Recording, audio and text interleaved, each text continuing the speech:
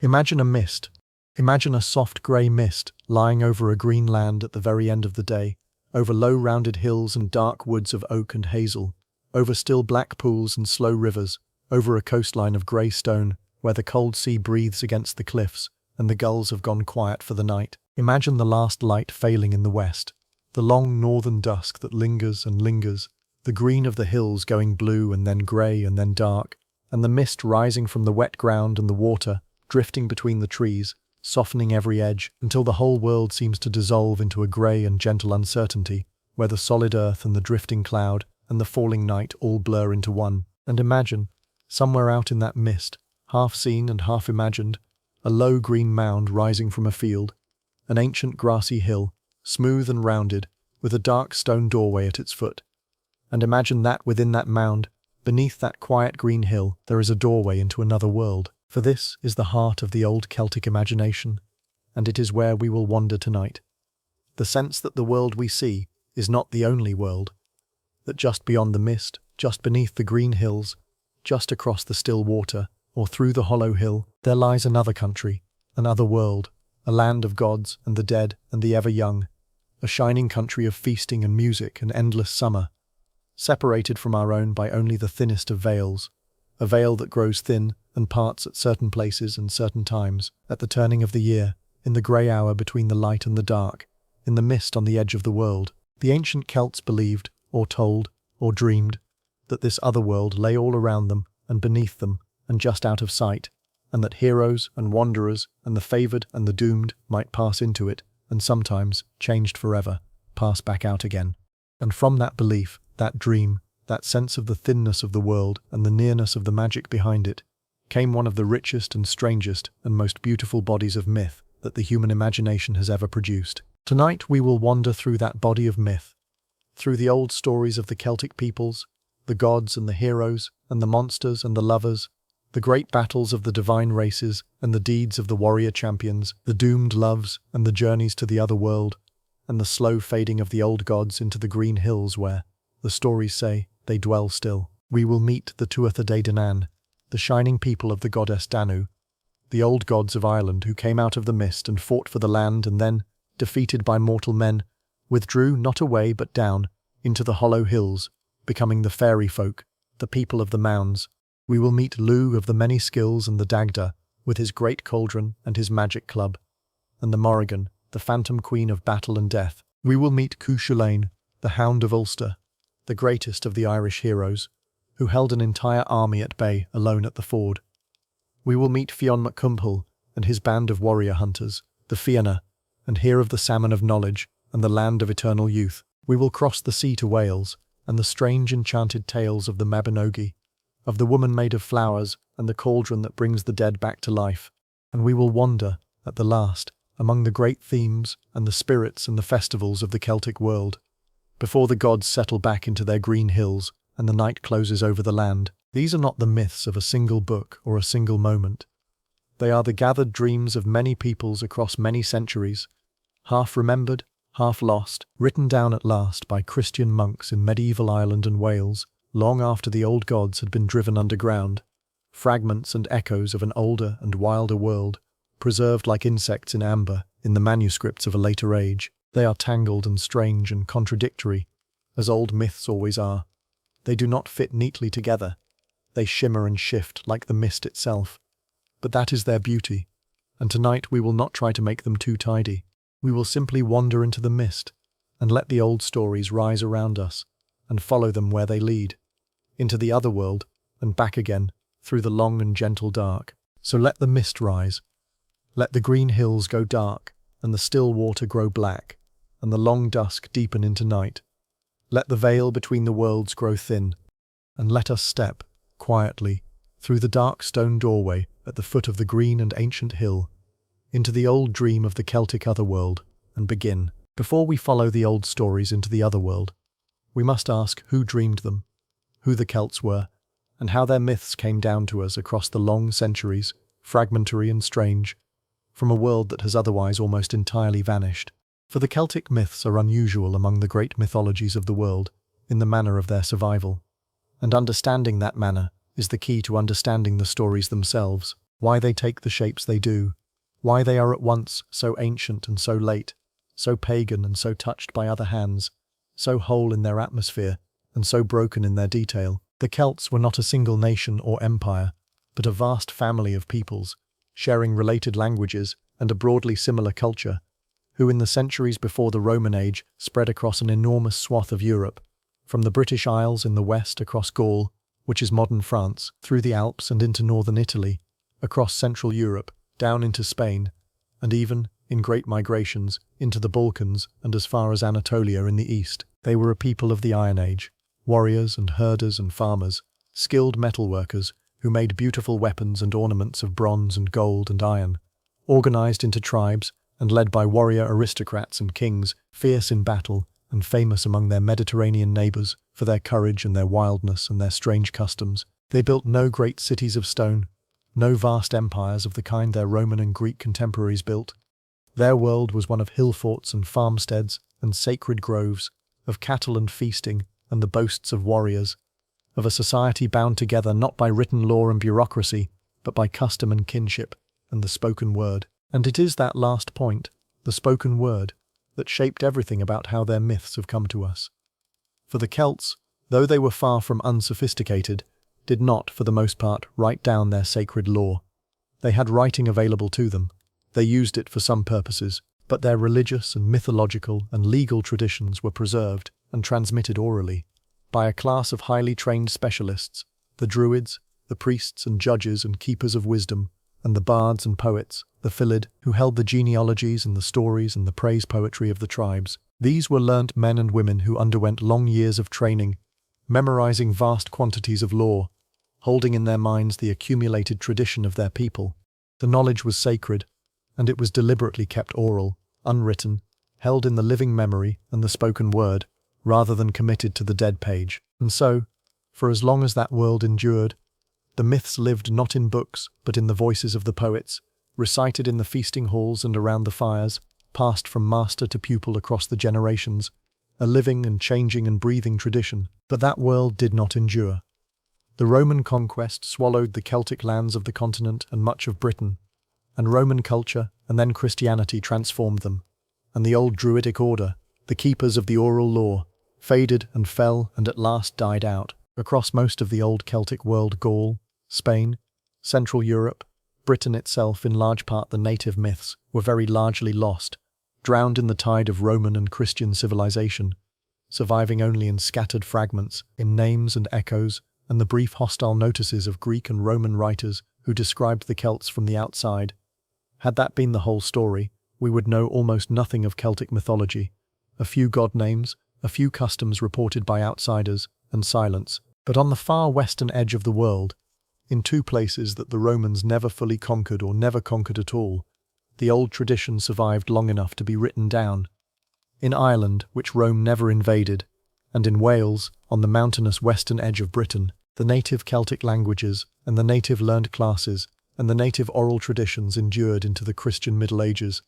And there, at last, Christian monks and scribes, the new literate class of a Christianized Celtic world, set down in writing the old stories that the poets had carried for so long. They wrote them down in the great medieval manuscripts of Ireland and Wales, centuries after the conversion to Christianity, when the old gods were long since dethroned, and the tales had become legends and entertainments, and the precious inheritance of the past. And so the myths survive, but survive filtered through Christian hands, set down by monks who half believed and half disapproved, who sometimes tried to fit the old gods into a biblical framework, who preserved the stories but framed them as history or legend rather than living faith. What we have, then, is an echo of an echo, the oral myths of pagan Celtic Ireland and Wales, transformed by centuries of telling, written down at last by Christian scribes, preserved and distorted in the same act.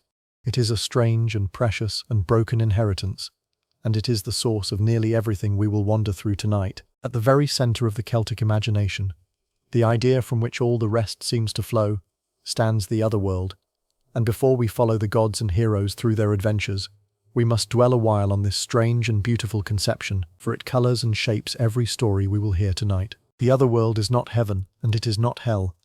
It is not, exactly, the land of the dead, though the dead may dwell there. It is not, exactly, the home of the gods, though the gods dwell there too. It is something stranger and more particular. Another country, a parallel world, lying alongside and within and beneath our own, separated from it by only the thinnest of boundaries, a world both like ours and utterly unlike, where the ordinary rules of time and death and the seasons do not hold. The other world, in the old Irish and Welsh tales, is a place of surpassing beauty and delight.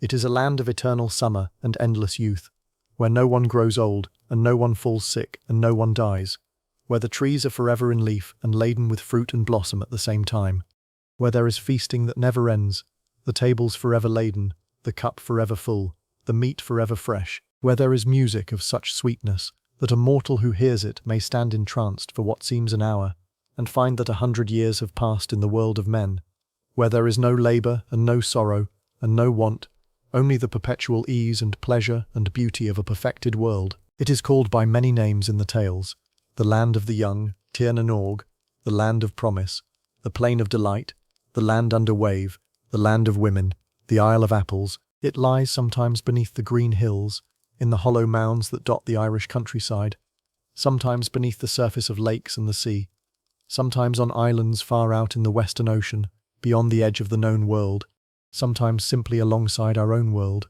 reachable through a mist, a doorway, a moment when the veil grows thin, and the veil does grow thin. This is the crucial thing.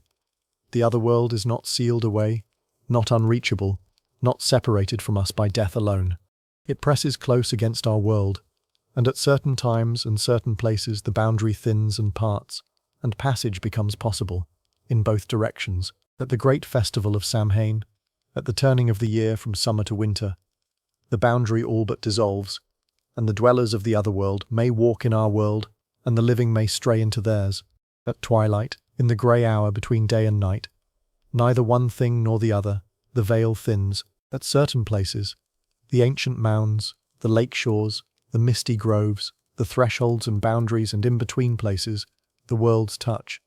And so the tales are full of crossings, heroes who follow a strange deer or a beautiful woman or a magical bird into the other world, wanderers who sail west across the ocean and come to the islands of the ever-young, mortals lured beneath the hills by the fairy music to feast in the other-world halls, and the dwellers of the other world who come forth into our world, sometimes as helpers and lovers, sometimes as enemies and bringers of doom. The other world is gloriously beautiful, but it is also dangerous, and this double nature is essential to it. To enter it is to step outside the ordinary order of things, and there is always a price, always a peril. Time runs differently there. The mortal who spends what seems a single night feasting in the other world may return to find that centuries have passed, that everyone he knew is long dead, that the world has utterly changed. And if his feet touch the mortal earth, the centuries may catch him all at once, and he may crumble instantly into age and dust. The food of the other world may trap the one who eats it.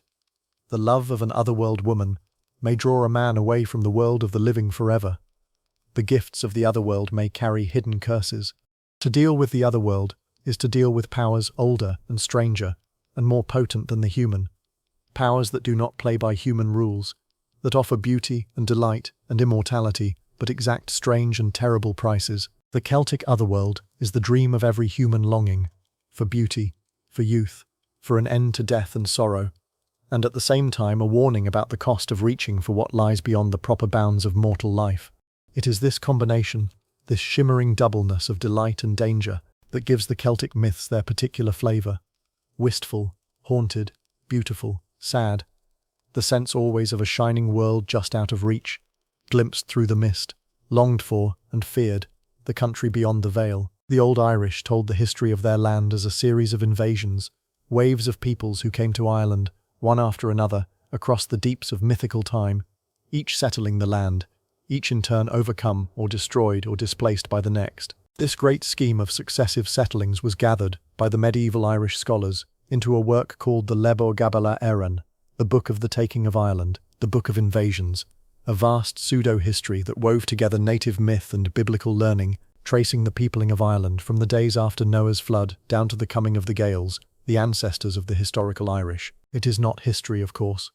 It is myth dressed as history, the medieval Irish attempt to give their island a grand and ancient past, and to fit their native legends into the framework of biblical world history. but it preserves, beneath its learned scheme, the old mythological tradition of the successive races who held Ireland, and it sets the stage for the coming of the gods. The earliest settlers, in this scheme, came and went in shadow peoples who arrived before or just after the Great Flood and were destroyed by plague or disaster or returned whence they came, leaving little trace. There was Cessair, said to have come before the flood and to have perished in it. There was Partholon, who came after the flood with his people, cleared plains and established the first order in the land, and whose people were at last wiped out by plague, all dying in a single week. There was Neamd, whose people came next, and who struggled against a strange and sinister race that now enters the tale and will haunt it, the Fomorians, the dark powers of the Irish mythological world. The people of Neamd warred against the Fomorians, and were oppressed by them, and at last were broken and scattered, some fleeing far away, leaving Ireland empty once more. The Fomorians deserve a pause, for they are among the strangest and most important figures in Irish myth, the dark and chaotic powers against whom the bright gods will struggle. They are described as a monstrous and misshapen race, often pictured as deformed or grotesque, sometimes one-eyed or one-legged or one-armed, dwelling in the sea or on its islands, associated with the wild and destructive forces of nature, the storm, the blight, the barren and the chaotic. They are the powers of disorder, of the destructive and the monstrous, the enemies of cultivation and order and light. And yet they are not simply external monsters.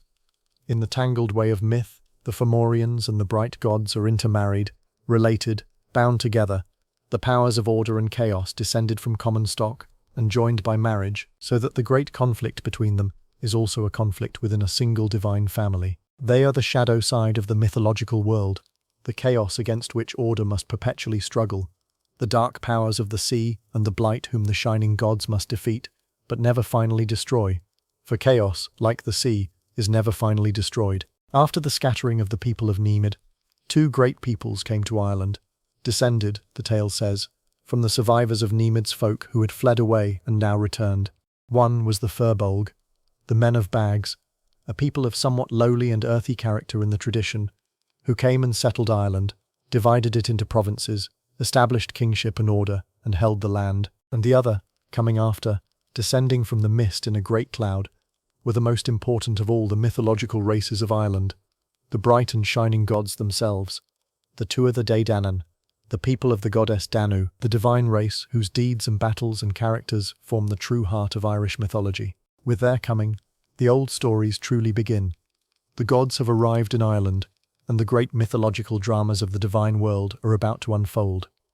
Let the Firbolg hold the land in their brief order, for out of the northern mist, in a dark cloud that hid the sun, the shining people are coming. They came out of the north, the old tale says, in a great fleet, or in a dark cloud that hid the sun for 3 days, descending upon Ireland from the mist, a people more beautiful and more skilled and more powerful than any who had come before.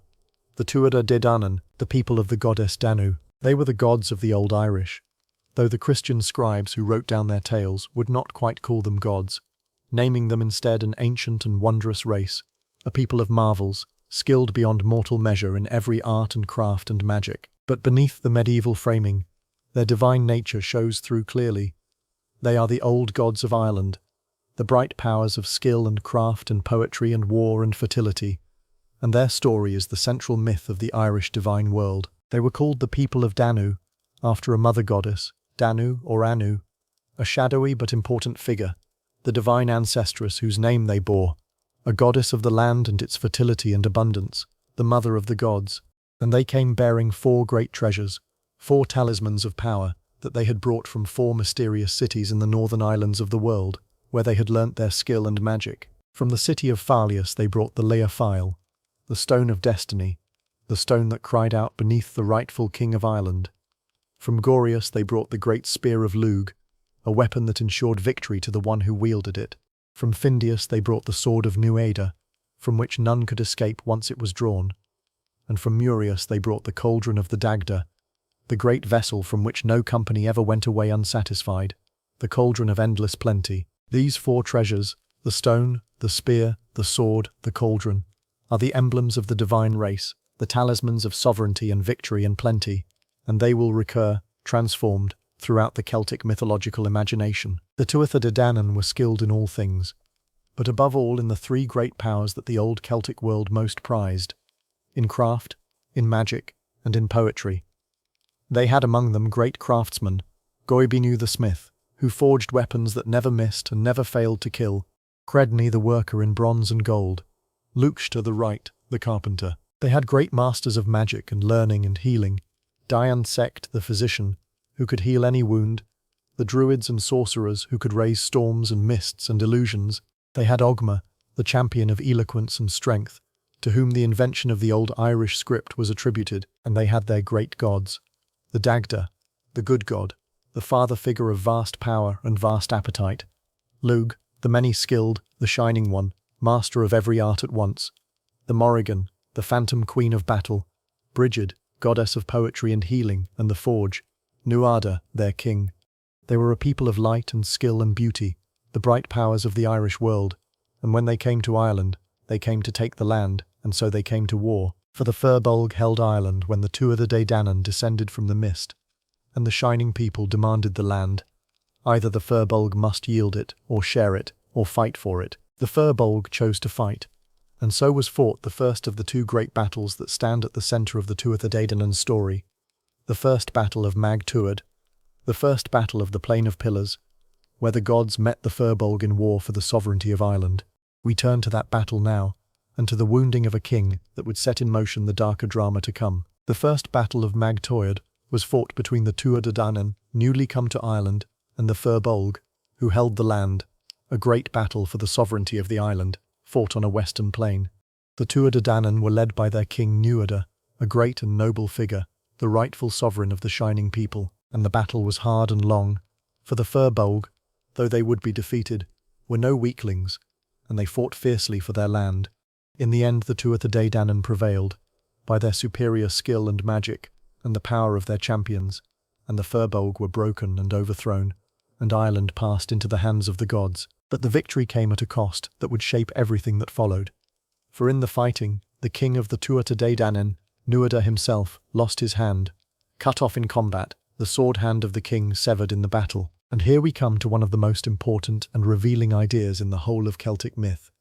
The idea of the perfect king, the sacred bond between the wholeness of the king and the wholeness of the land. For among the Tuatha Dé Danann, as in the old Celtic conception of kingship, a king must be without blemish, physically whole, unmaimed, perfect in body, for the king embodied the land and its sovereignty. And a maimed king meant a maimed land, a blemished sovereignty, a kingdom that could not prosper. The king's body and the body of the land were mystically one. The health and wholeness of the one ensured the health and wholeness of the other. A flaw in the king was a flaw in the world, and so Nuada, having lost his hand, could no longer be king. Maimed, blemished, no longer perfect in body, he had to step down from the kingship of the Tuatha Dé Danann. However great and noble he remained, for the law of the perfect king allowed no blemished sovereign to hold the land. This created a crisis, for the gods now needed a new king, and the choice they made would bring them to the edge of ruin.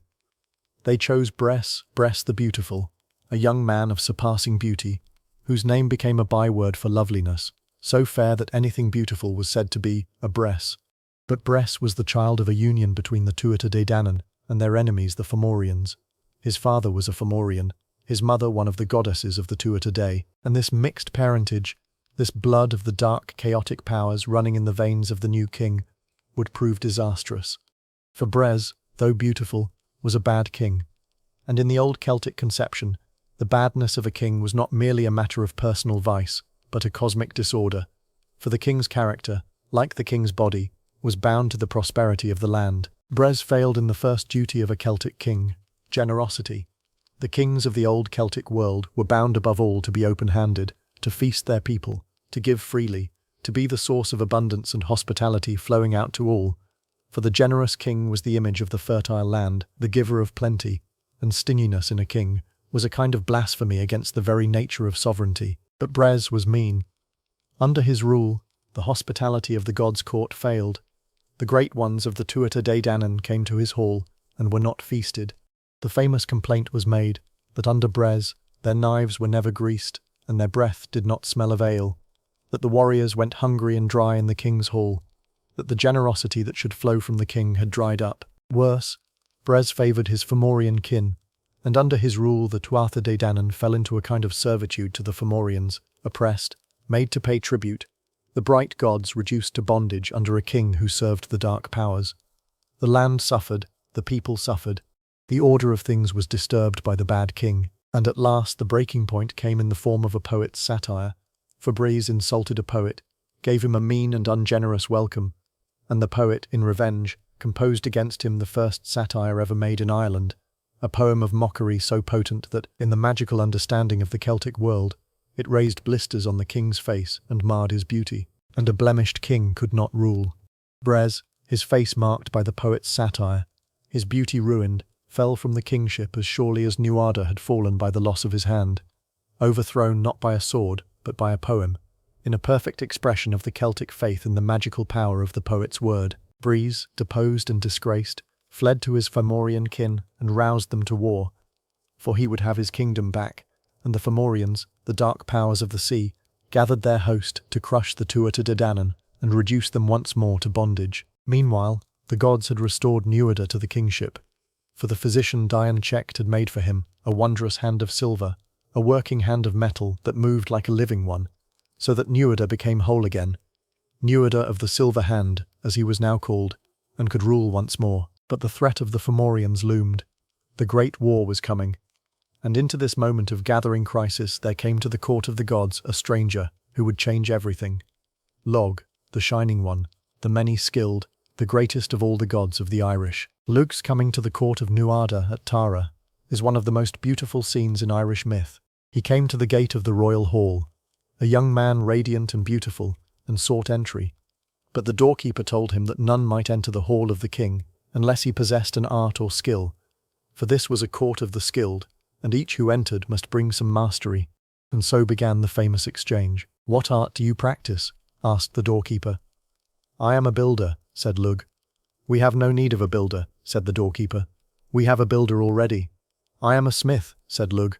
"We have a smith already." "I am a champion," said Lugh. "We have one." "I am a harper." "We have a harper." "I am a poet and historian." "We have one." "I am a sorcerer." "We have sorcerers." "I am a physician." "We have Diarmuid Checht." And so it went, Lugh naming art after art, warrior, cupbearer, craftsman, magician, and each time the doorkeeper answered that the court already possessed a master of that art. But then Lugh asked the decisive question. "Ask the king," he said, "whether he has any one man who possesses all these arts at once, for if he has, then I need not enter. But if he has not, then I should enter, for I am master of them all." And the doorkeeper went to the king, and told him that a stranger had come who was master of every art at once, and Nuada knew that this was no common visitor, and Lugh was admitted, and was given the name Lugh Samhain, Lugh of the many arts, the master of all skills. This is the essential nature of Lugh, not a god of a single domain, but the master of all skills at once, the Shining One who excels in every art, warrior and craftsman, poet and magician, healer and king. He is one of the greatest and most widely worshipped of all the Celtic gods. His name appears across the whole Celtic world, in the names of cities from Leon to Leiden to Carlisle, all bearing some form of his name, marking him as a deity venerated across the breadth of the Celtic lands. He is a god of light and skill and kingship and the harvest. The great festival of Lughnasadh, at the beginning of the harvest in August, was named for him and held in his honour. And in the great crisis now facing the Tuatha Dé Danann, with the Fomorian war looming, Lugh would be their salvation. For Nuada, recognising the young god's surpassing gifts, gave over to him the leadership in the coming war, and Lugh became the champion and war leader of the gods against the dark powers. The shining master of all arts would lead the bright gods against the monstrous Fomorians in the great battle to come. The second battle of Mag Tuireadh, the central conflict of Irish myth, the war of order against chaos, light against darkness, for the soul and sovereignty of the world. The second battle of Mag Tuireadh is the great central battle of Irish mythology, the war between the Tuatha Dé Danann, the bright gods of skill and order, and the Fomorians, the dark powers of chaos and the sea, fought for the sovereignty of Ireland and, in a deeper sense, for the order of the world itself. It is the Celtic version of the great cosmic battle that lies at the heart of so many mythologies. The war of the gods of order against the powers of chaos, light against darkness, the forces of cultivation and craft and fertility against the forces of blight and destruction and the wild, and at its centre stands Lugh, the shining master of all arts, leading the gods against the monstrous host of the Fomorians and their terrible champion, Balor of the Evil Eye. Before the battle, Lugh went among the Tuatha Dé Danann and asked each of the masters what power he would bring to the fight, and the answers form a wonderful catalogue of the skills of the gods, each pledging his particular mastery to the common cause. The sorcerer pledged to hurl the mountains of Ireland at the Fomorians, the cupbearer to hide the waters of the lakes and rivers from them so they would find no drink, the druid to send showers of fire upon them and take away their strength. Goibniu the smith pledged that he would make and remake the weapons of the gods, that every spear he forged would find its mark, and every weapon broken in battle he would renew, so that the gods would never lack for arms. Dian Sect the physician pledged that every wounded warrior, unless his head were cut off, he would make whole again by morning, healing them in a magical well of restoration, so that the slain rose again to fight. And so the gods prepared, each art and craft and magic marshalled for the war, the whole skill of the divine race gathered against the chaos of the Fomorians. The battle was terrible and long. The two hosts met, and the slaughter was great, and the magic of the gods and the fury of the Fomorians filled the plain with death.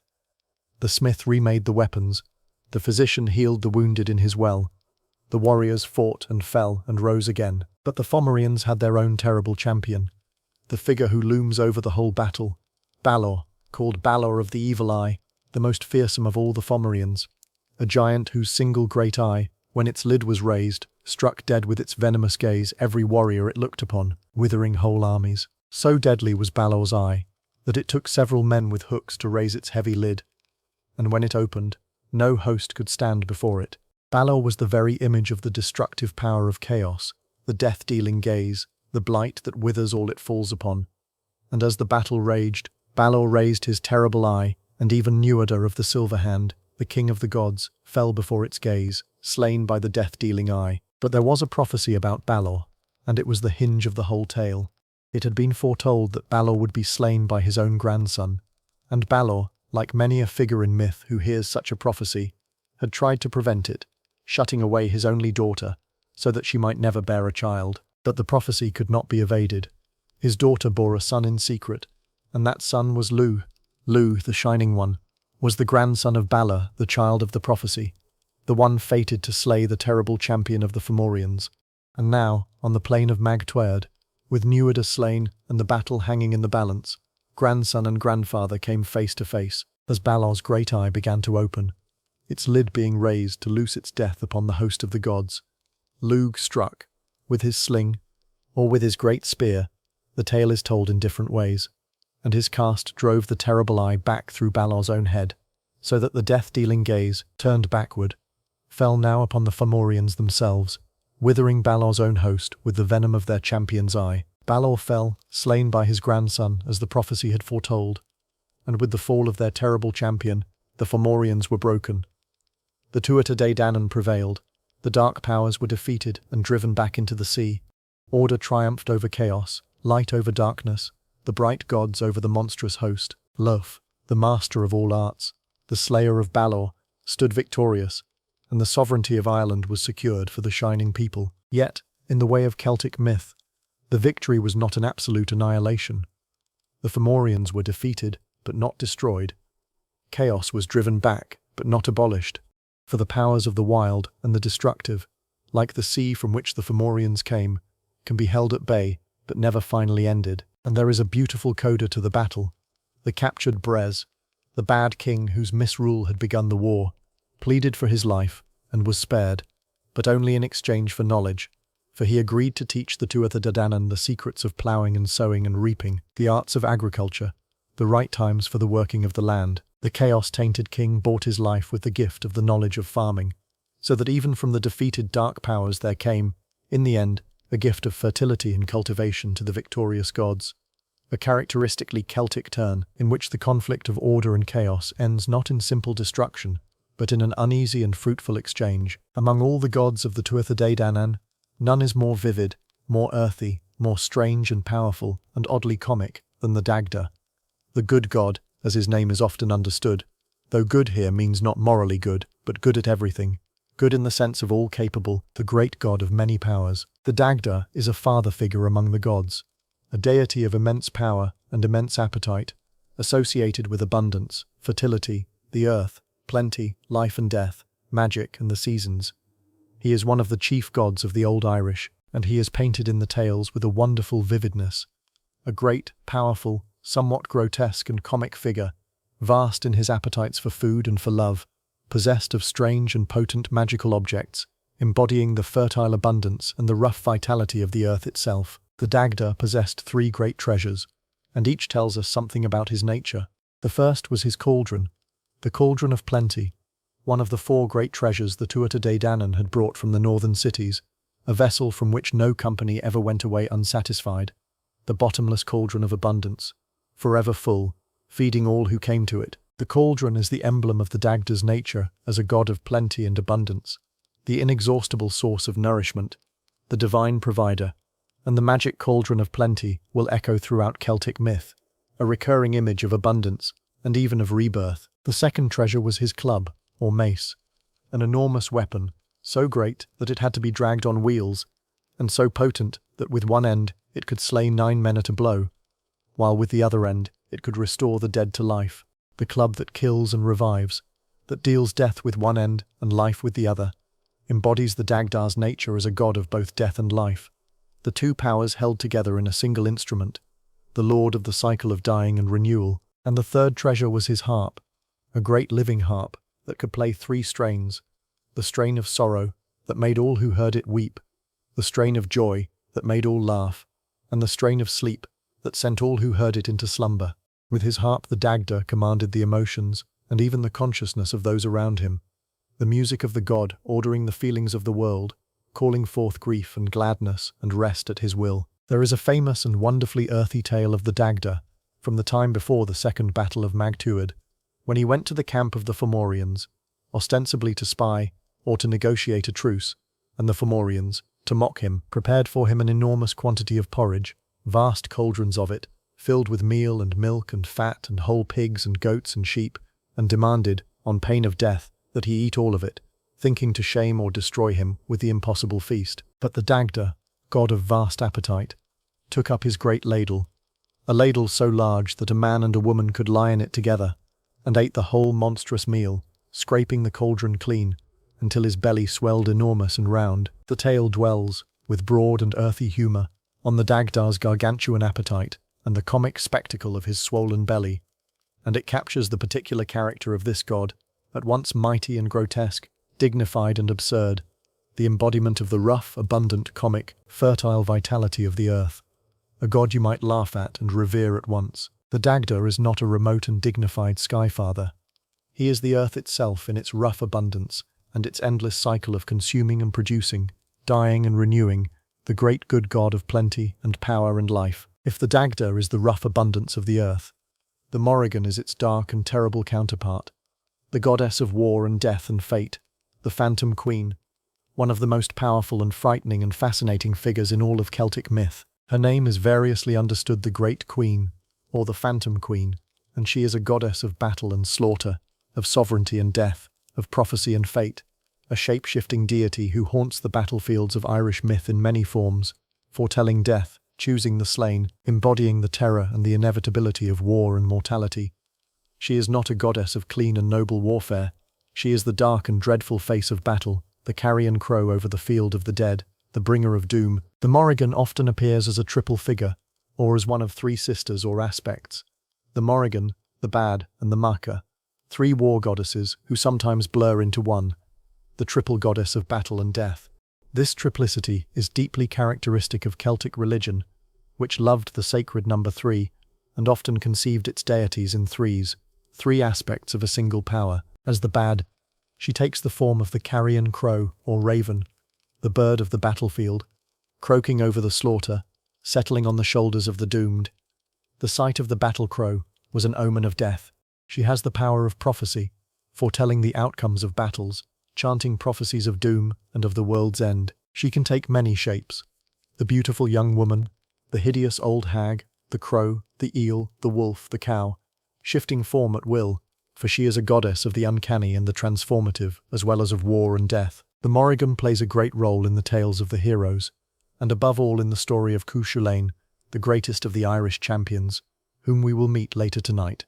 She comes to him in his great battles, sometimes as helper and sometimes as enemy, offering him her love and, when he refuses her, turning against him, attacking him in her shifting animal forms as he fights at the ford. And at the end, it is the Morrigan who presides over his doom, the goddess of death claiming the great hero at the last. She is the embodiment of the dark truth that lies beneath the glory of the warrior's life, that the path of the hero leads always, in the end, to the battlefield and to death, that the goddess of war is also the goddess of dying, that the crow waits over every field of glory. She is the embodiment of the dark truth that lies beneath the glory of the warrior's life, that the path of the hero leads always, in the end, to the battlefield and to death, that the goddess of war is also the goddess of dying, that the crow waits over every field of glory. She is terrible, and she is fascinating. The Phantom Queen, the dark feminine power of war and fate and death, one of the great and dreadful figures of the Celtic imagination, the shadow over the bright world of the gods and heroes. Against the darkness of the Morrigan stands one of the brightest and most beloved of all the Celtic deities, Brigid, the goddess of poetry, of healing, and of the forge, the fire goddess, the patroness of the highest skills and arts, one of the most important and enduring of the Irish gods. Brigid was a daughter of the Dagda, and she presided over three great domains, three forms of fire and inspiration. The fire of poetry and inspiration, making her the patroness of poets and the learned, the source of poetic and prophetic inspiration. The fire of the forge, making her the patroness of smiths and craftsmen, the goddess of metalwork and skilled craft, and the fire of healing, making her the patroness of physicians and the healing arts. Fire and inspiration and skill and craft and healing. Brigid embodied the highest creative and civilizing powers, the bright flame of art and knowledge and making, the goddess of all that is most skilled and most luminous in human capacity. So beloved and so deeply rooted was Brigid in the Irish imagination that she survived the coming of Christianity in a remarkable way. She was, in effect, transformed into a Christian saint.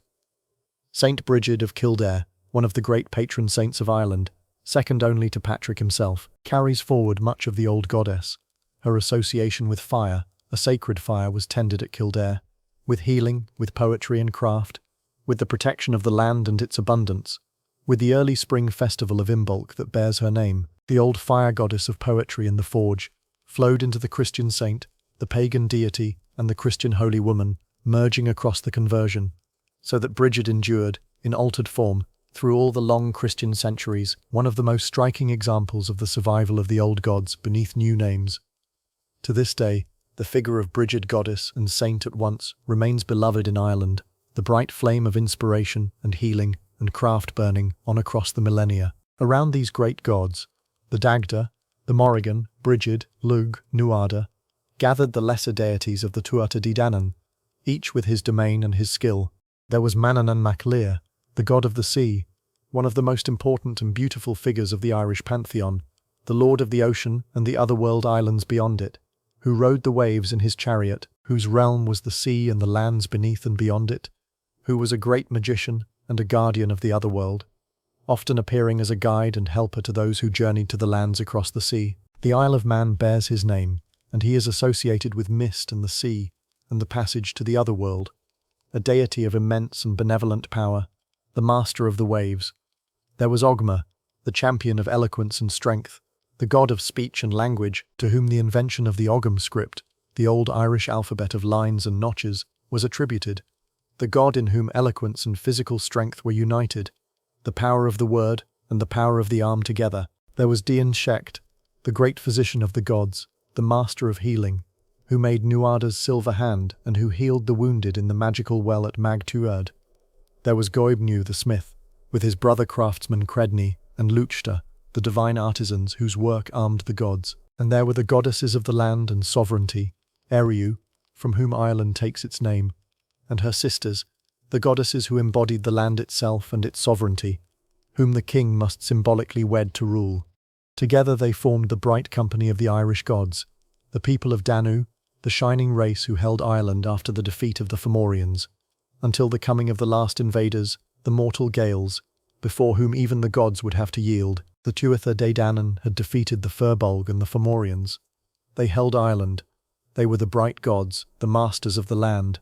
But the Book of Invasions tells of one more coming, one more wave of settlers, and these last invaders were not gods or monsters but mortal men, the ancestors of the historical Irish, the Milesians, the sons of Mill, the Gaels, the people who would hold Ireland into historical times. And in the strange and poignant logic of Irish myth, it was these mortal men who would defeat the gods themselves, taking the surface of Ireland from the Tuatha de Danann and driving the shining people not away, but down, into the hollow hills, into the otherworld beneath the green mounds, where they became the fairy folk, the people of the sea, dwelling forever beneath the land they had once ruled above. The Milesians came from the south, from Spain in the mythical geography of the tale, sailing to Ireland to claim it.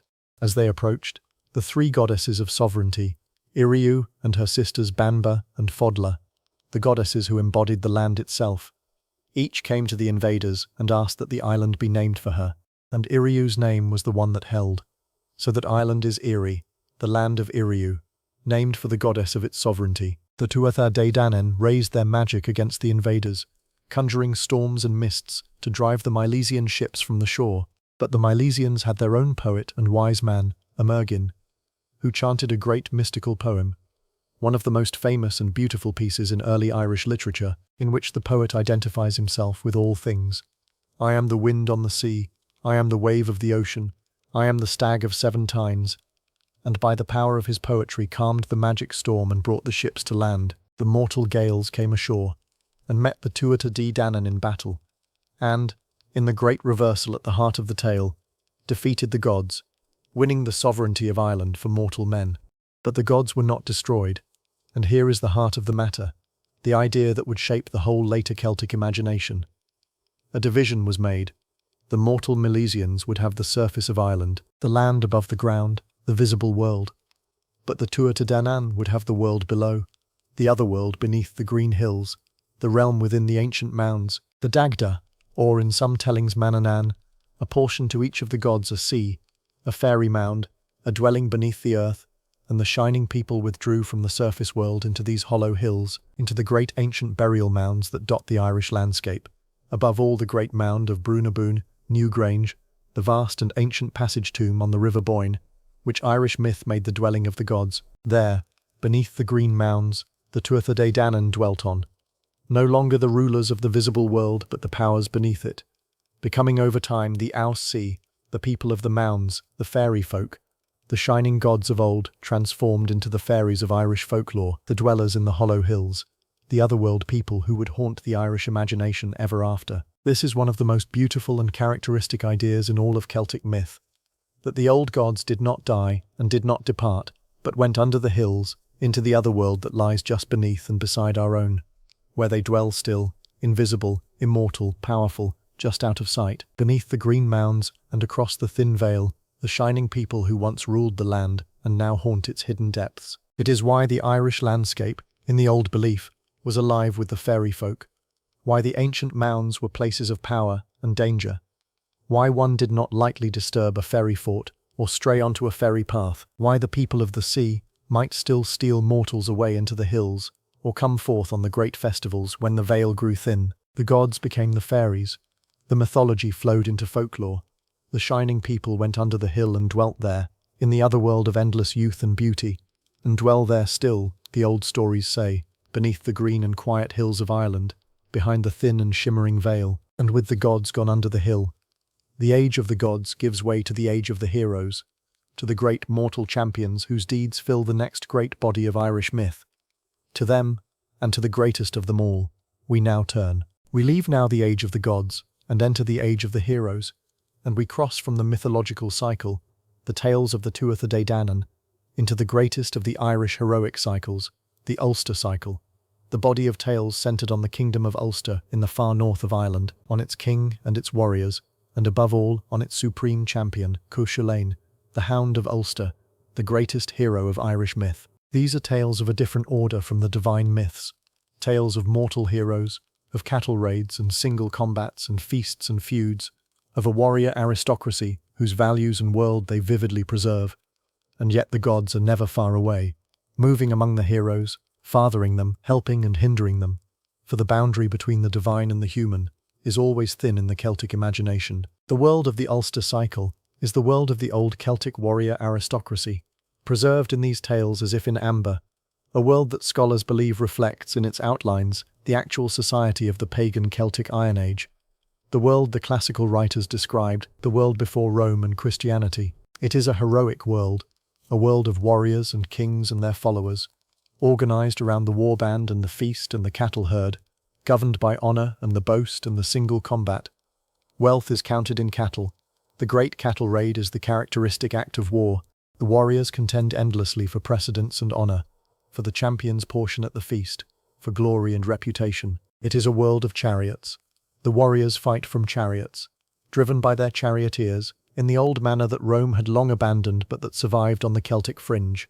It is a world of fierce personal honor and terrible violence, of boasting and feasting and sudden death, of giasa, the sacred personal taboos that bound each hero and whose violation brought doom. And it centers on the court of Ulster, on its king Conchobar mac Nessa, who ruled from the royal seat of Eman Macha, and on the famous band of his warriors, the heroes of the Red Branch, among whom one would rise above all others, the supreme champion, the Hound of Ulster, Cuchulain. Cuchulain was born of a mortal woman, and, the tales suggest, of a god, for his father was said to be none other than Lugh himself, the shining master of all arts, who fathered the great hero upon a mortal woman, Dagda, the sister or daughter of King Conchobar.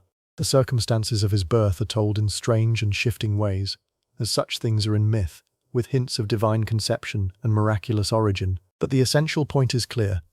The greatest of the Irish heroes was half divine, the son of the god Lugh, marked from his conception for a destiny beyond the mortal.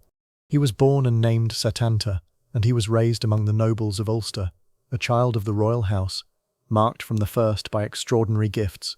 The boyhood deeds of Setanta, the Magnimrada, the boyhood feats, are among the most beloved parts of his story, painting the portrait of a child of supernatural strength and prowess, and fierce, almost frightening intensity.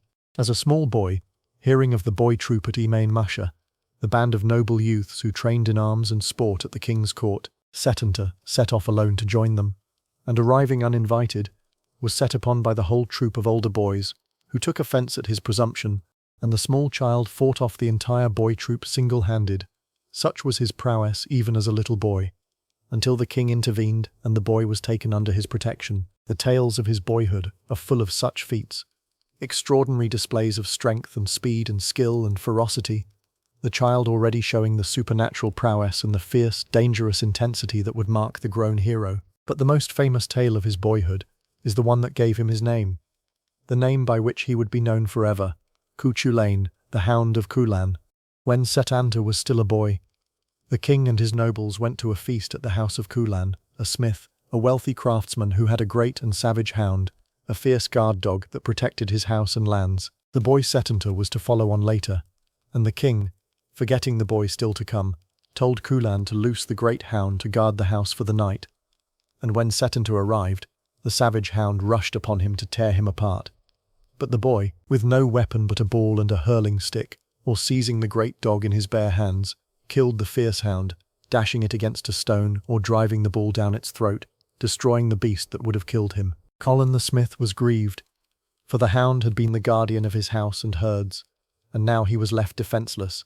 And the boy, seeing the smith's grief and loss, made a noble offer. Until a new hound could be reared to take the dead one's place, he himself, Setanta, would guard the smith's house and lands in the hound's stead, would be the smith's hound, his protector and defender, and from that offer he took his name, Cú Chulainn, the Hound of Cuchulain, the boy who became a hound, the guardian and protector, a name that would come to mean the supreme defender of Ulster, the one who, like a faithful and ferocious hound, would guard his people against all enemies, who would one day guard the whole province alone against an invading army. The name carries the essence of the hero, the hound, the guardian, fierce and faithful, the protector who stands alone at the threshold against all who would come. There is a tale of how Cú Chulainn took up arms as a young man, and it is shadowed, like so much in his story, by the foreknowledge of his doom. For the hero's glory and the hero's death are bound together from the beginning, and Cú Chulainn's path to greatness is also his path to an early grave. It was prophesied, or overheard, that whatever youth took up arms on a certain day would become the greatest and most famous warrior in all of Ireland, his name remembered forever, but that his life would be short, that he would die young, that the price of his undying fame would be a brief life cut off in its flower. And the young Cuchulainn, hearing this, did not hesitate. He chose the short life and the undying fame, took up arms on that fated day, embraced the destiny of the hero, great glory and early death, a name remembered forever and a life cut short. This choice, made knowingly and without flinching, is the heart of the heroic ideal that the Ulster cycle embodies.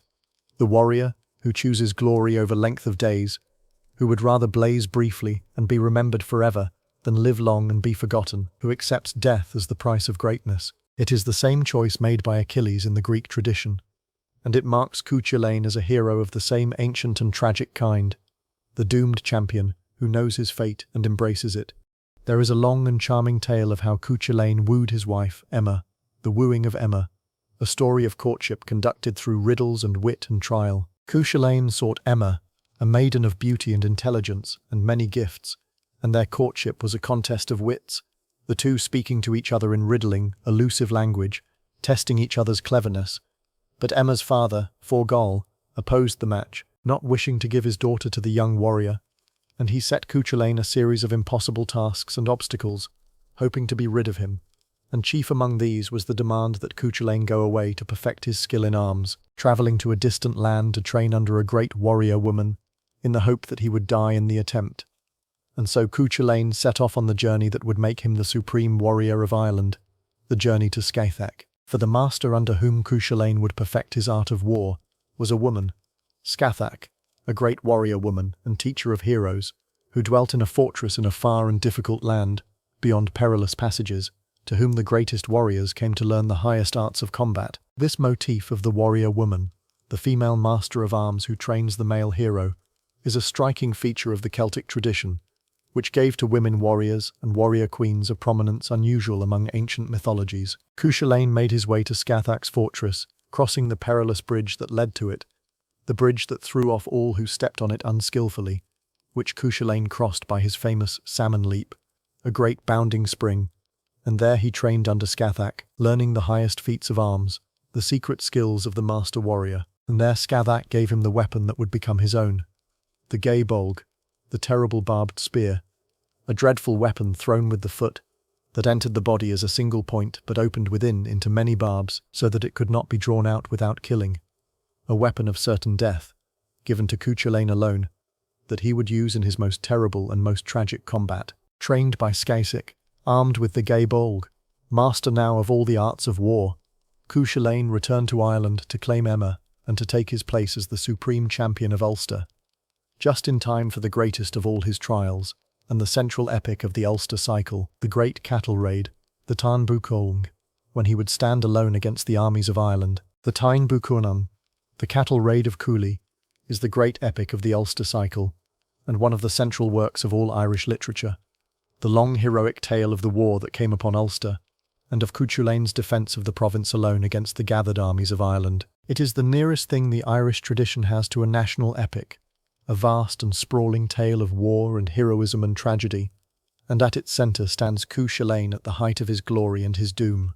And the whole great war begins, in the characteristic manner of this earthy and human mythology, not with high matters of state or divine command, but with a quarrel between a husband and a wife over which of them was the richer. The tale opens with the famous pillow talk of Medb and Ailill.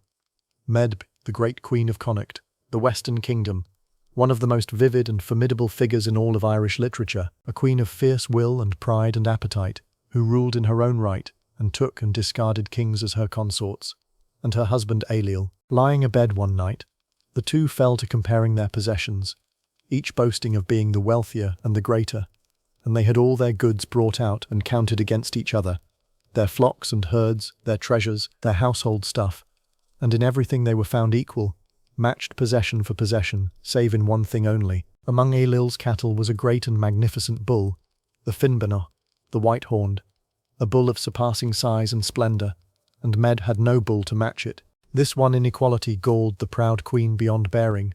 She could not endure to be bested even in this, and so she resolved to obtain a bull as great as her husband's, that she might be his equal again in all things. And there was such a bull, the only one in Ireland to match or surpass the white-horned, the Don Cúling, the brown bull of Cooley, a magnificent and almost supernatural beast that belonged to a man of Ulster, in the territory of Cooley. Med B sent messengers to ask the loan of the brown bull for a year, offering rich rewards, and the owner was at first willing, tempted by the generous terms. But the deal fell through when Med B's messengers, drunk at the feast, boasted that they would have taken the bull by force had it not been given freely, and the insulted owner refused to part with it. And so Med denied the bull she craved, resolved to take it by war. She gathered a great army, summoning the warriors of Connacht and her allies from across Ireland, all the provinces joining her host save Ulster itself, and marched east to invade Ulster and seize the brown bull of Cooley by force. The greatest war of the Ulster cycle, the war that would test Cú Chulainn to the utmost and fill the tale with heroism and slaughter, began thus. Over a bull, over a queen's wounded pride, over the boast of a husband and wife in their bed. It is characteristic of the Irish heroic tradition, this grounding of the epic war in the earthy and the human and even the comic. And yet from this small and human seed grows a tale of vast heroism and tragedy. When Meb's great army marched upon Ulster, the province lay strangely helpless, for the warriors of Ulster were afflicted by a mysterious debility, a curse that fell upon them in their time of greatest need, leaving them weak and helpless as a woman in childbirth, unable to rise and fight. This was the curse of Marcia, a doom laid upon the men of Ulster in punishment for an old wrong, that in the hour of the province's greatest peril its warriors would be struck down by this debilitating weakness and unable to defend their land. And so, as the armies of Ireland poured across the border into Ulster, the warriors of the province lay helpless in their weakness, unable to take up arms, all save one, for the curse did not fall upon Cú Chulainn, who was not of the old stock of Ulster in the same way, or whose divine blood exempted him, and so the defence of the entire province fell upon him alone. One hero, young Cú Chulainn, stood between the gathered armies of Ireland and the helpless, defenceless kingdom of Ulster. What Cú Chulainn did, in that desperate pass, became the central glory of the Táin. He held the army of Ireland at bay alone, single-handed, buying time for the stricken warriors of Ulster to recover, defending the province by himself against the whole invading host, and he did it through the institution of single combat. For, in the heroic code of that world, an army's advance could be halted by the challenge to single combat at a ford or pass, the invading host agreeing to send forth one champion at a time to face the defender, rather than overwhelming him all at once. Cú Chulainn invoked this right, and Medb's army, bound by the heroic conventions, agreed to it, and so began the long series of single combats at the ford, Cú Chulainn facing and slaying champion after champion sent against him, day after day, holding the ford alone, blocking the army's advance, his prowess so great that none of the warriors of Ireland could overcome him in single fight. Each day a new champion came against him. Each day Cú Chulainn slew his man, and the army of Ireland was held, stalled, unable to advance past the one hero who guarded the ford. It is in these combats at the ford that Cú Chulainn's most terrifying attribute is displayed: the rheostrad, the warp spasm, or battle frenzy, the monstrous transformation that came upon him in the fury of battle. When the battle fury seized him, Cú Chulainn was utterly transformed, his body contorting into a horrifying shape.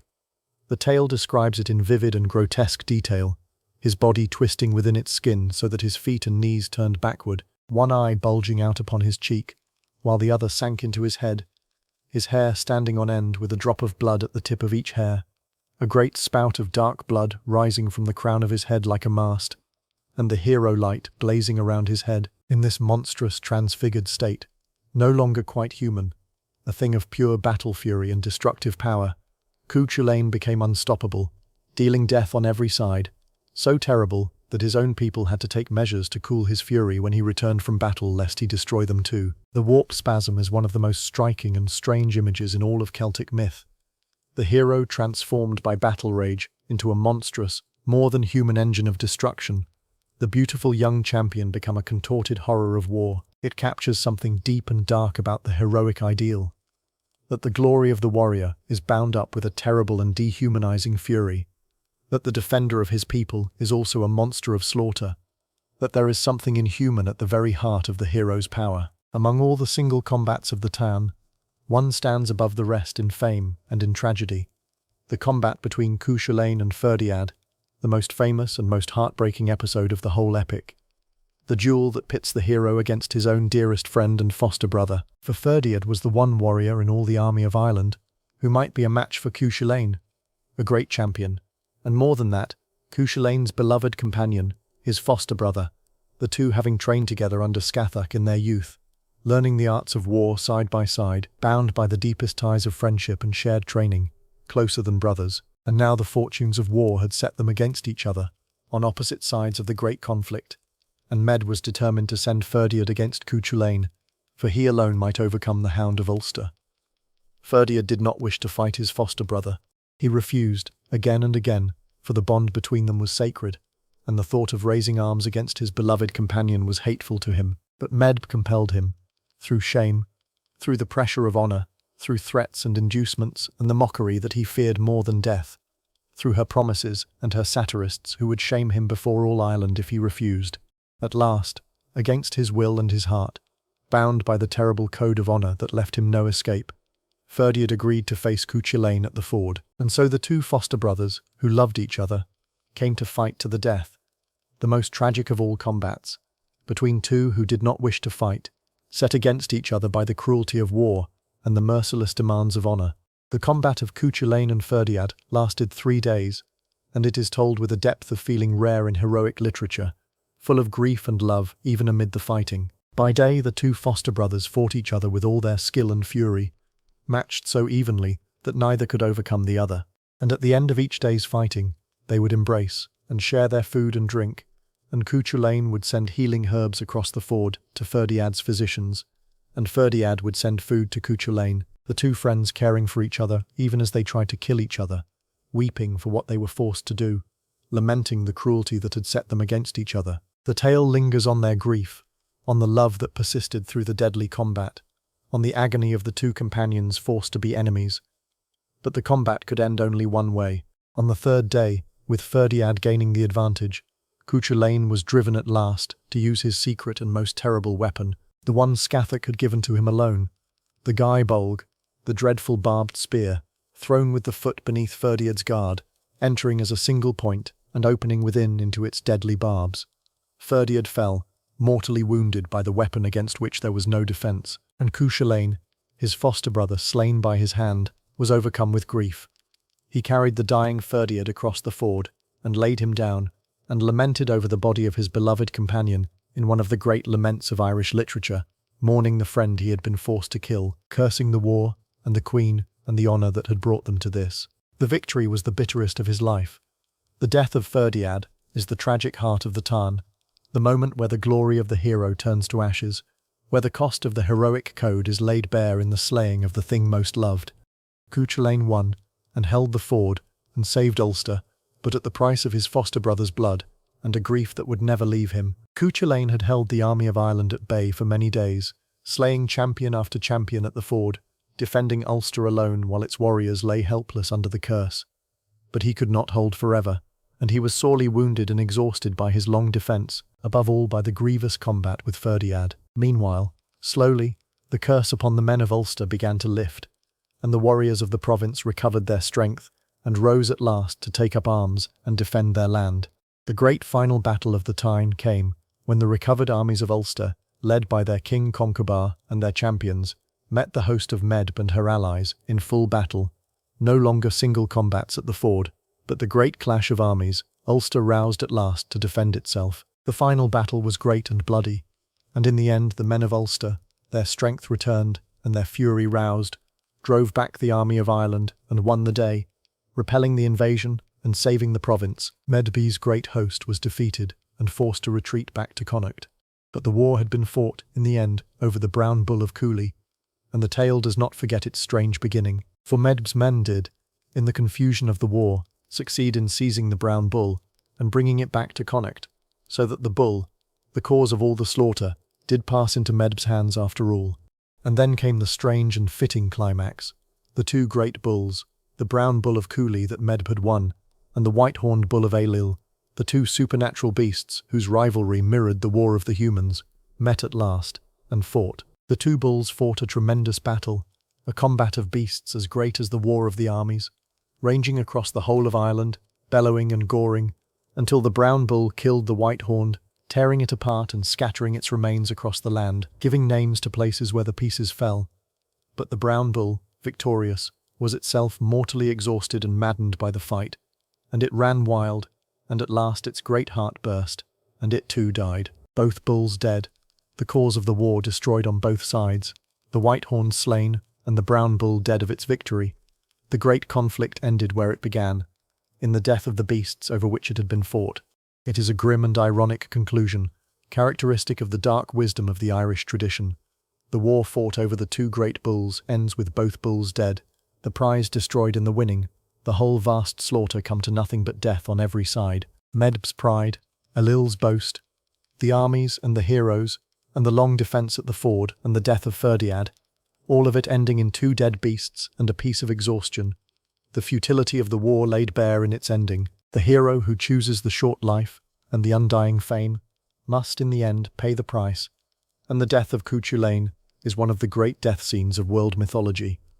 A tale of doom closing in, of the hero brought down at last, not by any single warrior who could match him, but by the gathered malice of his enemies, and the working of fate and the violation of the sacred taboos that bound him. For Cuchulain, like every hero of the Ulster cycle, was bound by Giesa, sacred personal prohibitions, taboos whose violation brought doom, and his enemies, knowing they could not defeat him by force, contrived to destroy him by trapping him into breaking his Giesa, setting his sacred prohibitions against one another, so that whatever he did, he must violate one. Cuchulain had made many enemies in his life of war, above all the children and kin of the warriors he had slain, who nursed their vengeance and gathered against him.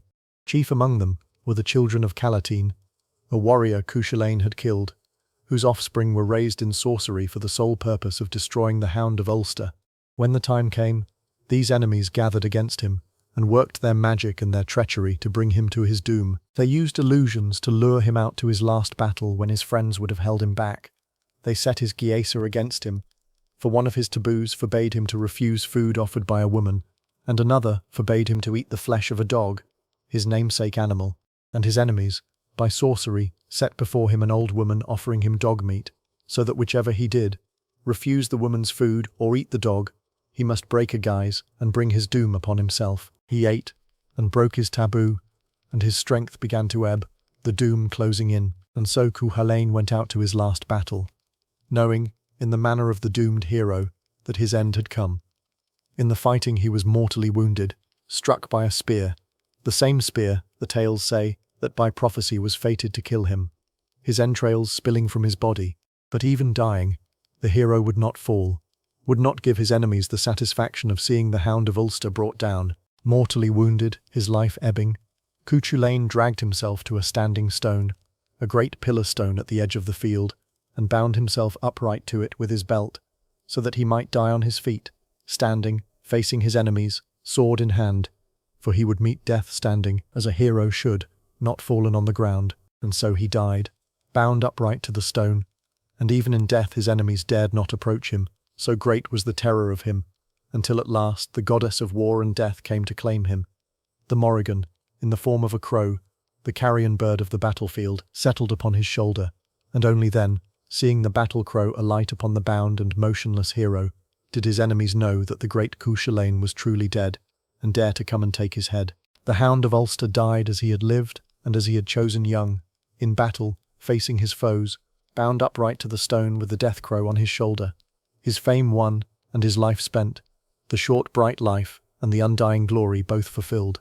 It is one of the great images of heroic death in all of myth, the doomed champion, knowing his fate, binding himself upright to die on his feet, the crow goddess of death settling upon him at the last, the hero meeting his chosen doom with open eyes. We leave now the dark and tragic world of the Ulster cycle, and turn to a different body of Irish heroic tales, the Fenian cycle, the tales of Fionn mac Cumhaill and his band of warrior hunters, the Fianna. These tales have a different flavour from the Ulster cycle, less archaic and grim, more romantic and pastoral, set not in the courts and battlefields of warring kingdoms, but in the woods and wild places of Ireland, telling of hunting and adventure and love and the roving life of a band of warrior hunters. If the Ulster cycle is Ireland's Iliad, dark and heroic and tragic, the Fenian cycle is something gentler and more enchanted.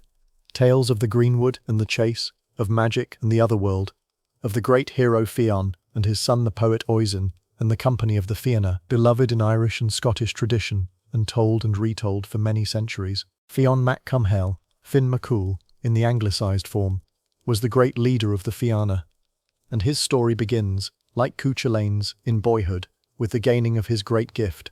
Fionn's father, the leader of the Fianna before him, had been slain, and the boy was raised in secret in the forest by wise women, hidden from his father's enemies, growing up in the wild, learning the skills of the hunter and warrior. And when he was a youth, he came to study under a wise old poet named Fionn, who dwelt by a pool on the river Boyne, for the old poet was seeking to catch a particular fish, the Salmon of Knowledge. The Salmon of Knowledge was one of the great wonders of Irish myth. In a deep pool on the river Boyne there grew 9 hazel trees, the hazels of wisdom, and their nuts fell into the water, and a salmon in the pool ate the nuts and thereby took into itself all the knowledge and wisdom of the world. Whoever should eat this salmon would gain all knowledge, all wisdom, the understanding of all things. And the old poet Fionn had spent 7 years by the pool, seeking to catch the salmon, for it was prophesied that he would catch it and gain its wisdom. At last he caught it, and great was his joy. And he gave the salmon to his young pupil Fionn to cook, warning him on no account to eat any of it himself, for the wisdom was to be the poet's. Fionn cooked the salmon over the fire, turning it carefully. But as it cooked, a blister rose on the skin of the fish, and Fionn, to smooth it down, pressed it with his thumb, and burned his thumb on the hot fish, and instinctively put his burned thumb in his mouth to ease the pain. And in that instant, the first taste of the Salmon of Knowledge passed to Fionn, not to the old poet, and all the wisdom of the salmon entered into the boy. When Fionn saw the change in the youth's eyes, the light of knowledge that had come into them, he understood what had happened.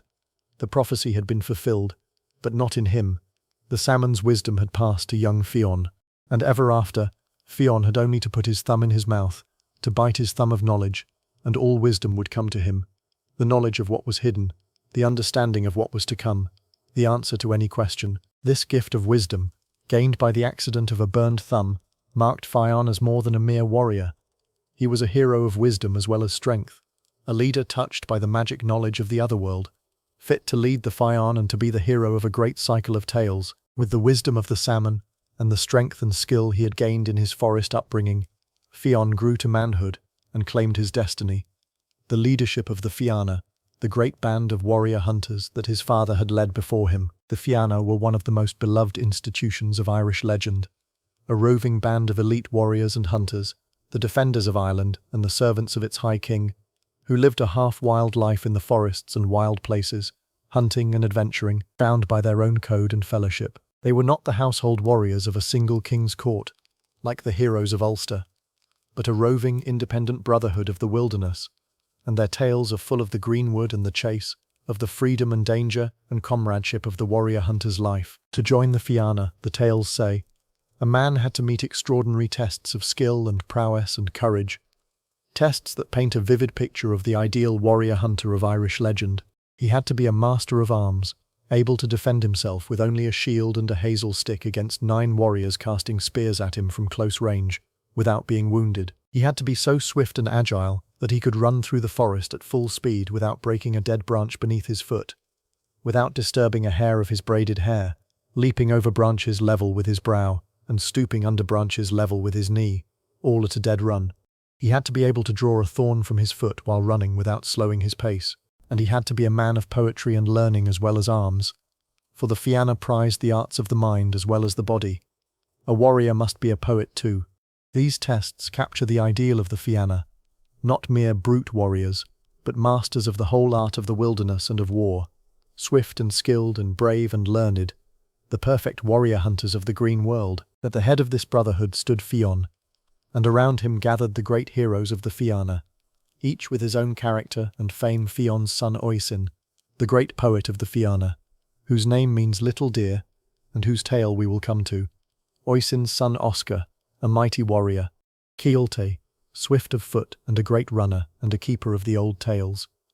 Diarmuid, the handsome young warrior beloved of women, whose tragic story we will hear. Conan, a comic and quarrelsome figure, and many more. The tales of the Fianna are tales of this fellowship. Their great hunts, above all the hunting of magical and otherworldly beasts, their battles against invaders and enemies, human and supernatural, their dealings with the people of the sea, the fairy folk, who are never far away in these enchanted tales, their feasts and contests and adventures in the wild and magical landscape of legendary Ireland. It is a world of perpetual adventure in an enchanted greenwood. The warrior hunters roving through a landscape alive with magic and the otherworld. And it has charmed the Irish and Scottish imagination for many centuries.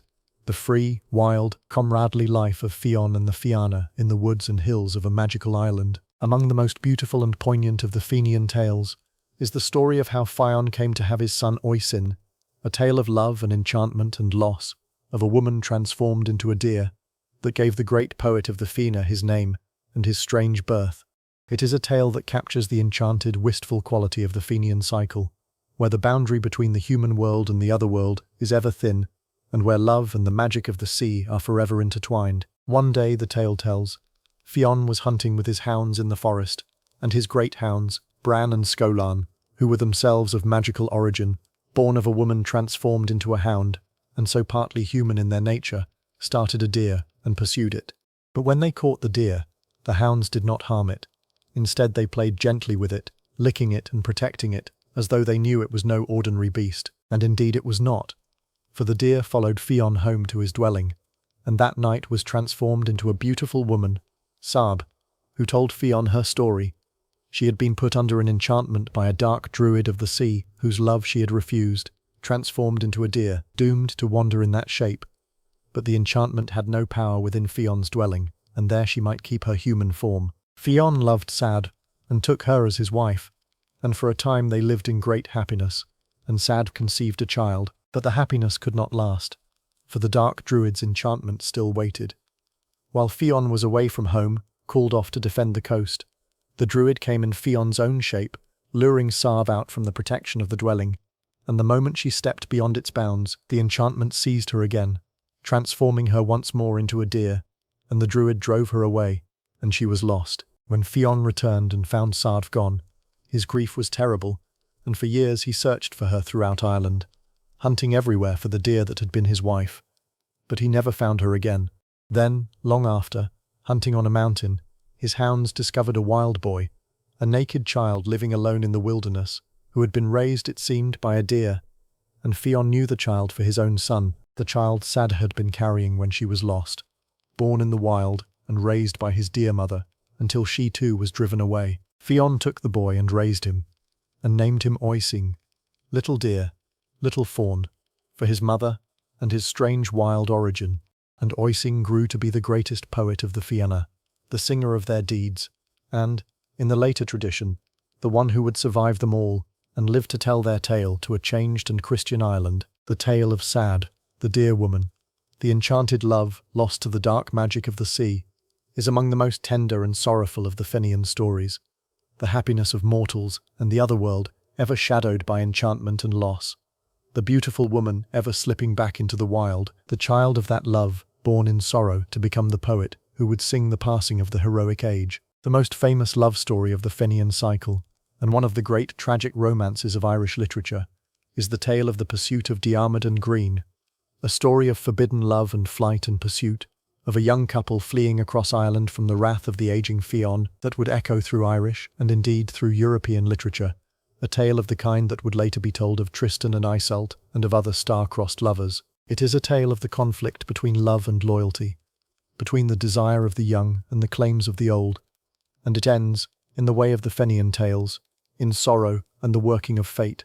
In his later years, Fionn, now aging, sought a new wife, and his choice fell upon Grainne, the beautiful young daughter of the High King of Ireland, a match of the great old hero and the young princess. But at the betrothal feast, Grainne, who did not wish to wed the aging Fionn, looked instead upon the young warriors of the Fianna, and her eye fell upon Diarmuid of the love spot, the handsome young warrior who bore upon his brow a magical mark, a love spot, that made him irresistible to any woman who looked upon it. Grainne fell in love with Diarmuid on the instant, and she resolved to have him rather than Fionn, and she placed Diarmuid under a geese, a binding sacred obligation that he could not refuse, compelling him to take her away with him, to flee with her from the feast and from Fionn. Diarmuid was torn, for his loyalty to Fionn, his lord and leader, was deep, and to take Fionn's intended bride was a terrible betrayal, but the guise Grainne had laid upon him could not be refused without dishonour and doom. And so, against his will and his loyalty, Bound by the sacred obligation, Diarmuid fled with Grainne into the night, and the great pursuit began. For Fionn, enraged at the loss of his bride and the betrayal by one of his own warriors, pursued Diarmuid and Grainne across the length and breadth of Ireland, hunting them from place to place, year after year, as the young couple fled before him, hiding in the forests and the wild places, never resting long, always pursued by the relentless wrath of the old hero. The tale follows their long flight across the Irish landscape, and indeed, all across Ireland. Ancient stone monuments, the great megalithic tombs called dolmens, are known in folklore as the beds of Diarmuid and Grainne, the places where the fleeing lovers were said to have slept, so that the tale is written into the very landscape. Over the long years of the pursuit, love grew between Diarmuid and Grainne, the obligation deepening into true devotion, and they lived as fugitives, sustained by their love and by the help of friends. At last, after many years, a reconciliation of a kind was achieved, and Fionn made a show of peace, allowing the couple to settle and live in some security. But Fionn had not truly forgiven, and his old wrath waited its chance. The end came in a hunt, for Diarmuid was bound by a guise concerning a great magical boar, and Fionn, knowing this, contrived to bring Diarmuid to hunt the very boar that was fated to be his doom. Diarmuid fought and killed the great boar, but was himself mortally wounded by it, gored by the beast. And then came the moment that reveals the depth of Fionn's lingering malice and the tragedy of the tale. For Fionn had the gift of healing, the power to save a dying man by giving him water to drink from his cupped hands, the hands that had touched the Salmon of Knowledge, and Diarmuid, dying, begged Fionn to bring him water and save his life. Twice Fionn went to fetch the water, and twice, remembering his old grievance, his jealousy and wrath rising, he let the water spill from his hands before he reached the dying man. By the time Fionn relented and brought the water at last, it was too late. Diarmuid was dead. The old hero's jealousy had killed the young warrior who had once been his loyal companion, and the tale ends in grief and bitterness, the tragic cost of love and jealousy, and the long pursuit, the young lover's devotion, ending in the death of Diarmuid by the malice of the old hero whose bride he had been forced to take. The most beautiful and the most haunting of all the Finian tales is the last of them, the tale of Oisín in Tír na nÓg, the land of the young, which tells of the passing of the heroic age itself, of the journey of Fionn's son to the Otherworld and his return to a changed Ireland, and which embodies, more perfectly than any other tale, the great Celtic themes of the Otherworld and the longing for the deathless land and the terrible price of time.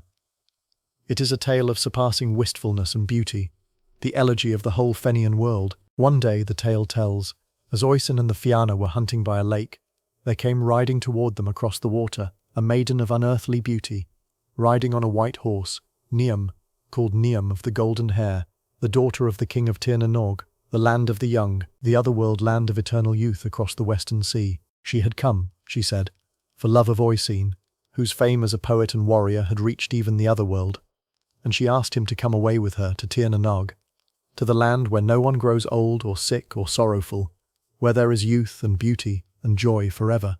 And Oisín, captivated by her beauty and by the promise of the deathless land, mounted the white horse behind her, and they rode away across the sea, away from Ireland and the Fianna, to the land of the young. And in Tír na nÓg, Oisín found all that had been promised, a land of perfect beauty and endless youth, of feasting and music and joy that never ended, where he lived with Nia in happiness, and time did not touch him, and sorrow could not come.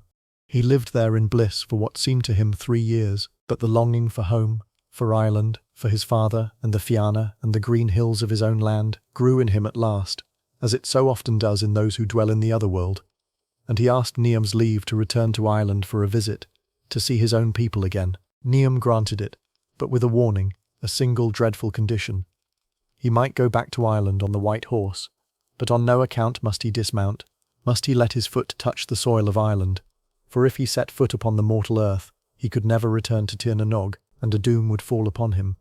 Oisín promised, and rode the white horse back across the sea to Ireland. But when he came to Ireland, he found a land utterly changed, and the truth of the Otherworld's time came upon him with terrible force.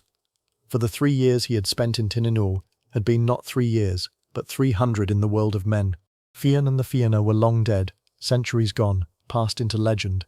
The old heroic world he had known was vanished utterly, and Ireland had become a Christian land, the old gods and the old ways gone, the people small and changed, telling tales of Fionn and the Fianna as ancient legends of a lost age. Oisín, riding through this changed and Christian Ireland, a giant survivor from a vanished heroic world, searched for his old companions and found only their graves and the dim memory of their deeds.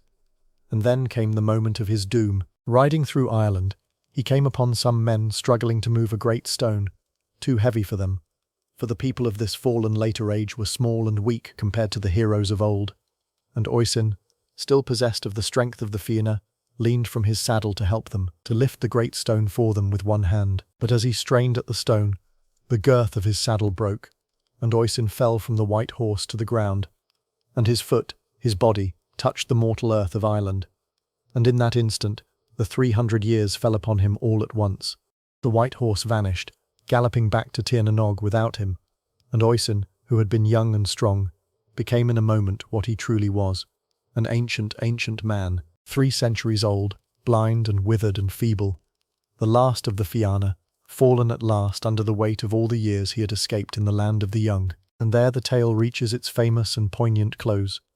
For the old, blind Oisín, the last survivor of the pagan heroic age, was brought, in the legend, to Saint Patrick, the bringer of Christianity to Ireland, and the two spoke together, the old pagan hero and the Christian saint, the last voice of the vanished heroic world and the herald of the new age that had replaced it. And in their dialogue, Oisín told Patrick of Fionn and the Fianna, of the glory and the freedom and the greatness of the old heroic world, lamenting its passing, mourning the lost companions and the lost age, while Patrick told him of the new faith, of heaven and hell, and the Christian God. It is a dialogue full of pathos and a kind of gentle conflict, the old hero, unable to forsake his love of the vanished pagan world, the saint urging the new faith.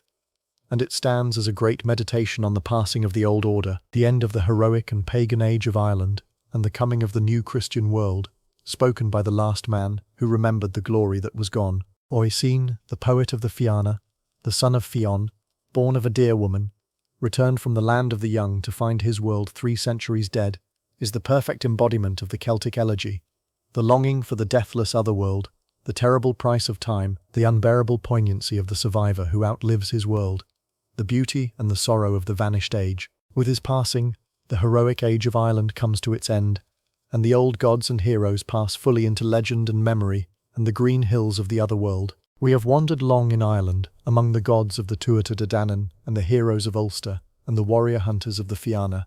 But the Celtic world was wider than Ireland, and another great body of Celtic myth survives from across the sea, on the mountainous western edge of Britain, among the Welsh, the surviving Celtic people of Britain, whose language and traditions endured the Roman and Saxon ages, and who preserved, in their own medieval manuscripts, a treasury of myth and legend as strange and beautiful as the Irish. The great collection of Welsh mythological tales is known as the Mabinogion, a body of medieval Welsh prose tales, gathered from the old oral tradition, that preserves the mythology of the Britons as the Irish manuscripts preserve the mythology of the Gaels. And though the Welsh and Irish traditions are distinct, with their own gods and heroes and tales, they share the deep common inheritance of the Celtic world, the same love of the otherworld and the magical, the same shimmering boundary between the human and the divine, the same enchantment. At the heart of the Mabinogion stand the 4 branches of the Mabinogi, 4 linked tales of the old British gods and heroes, the closest the Welsh tradition comes to a connected mythological cycle.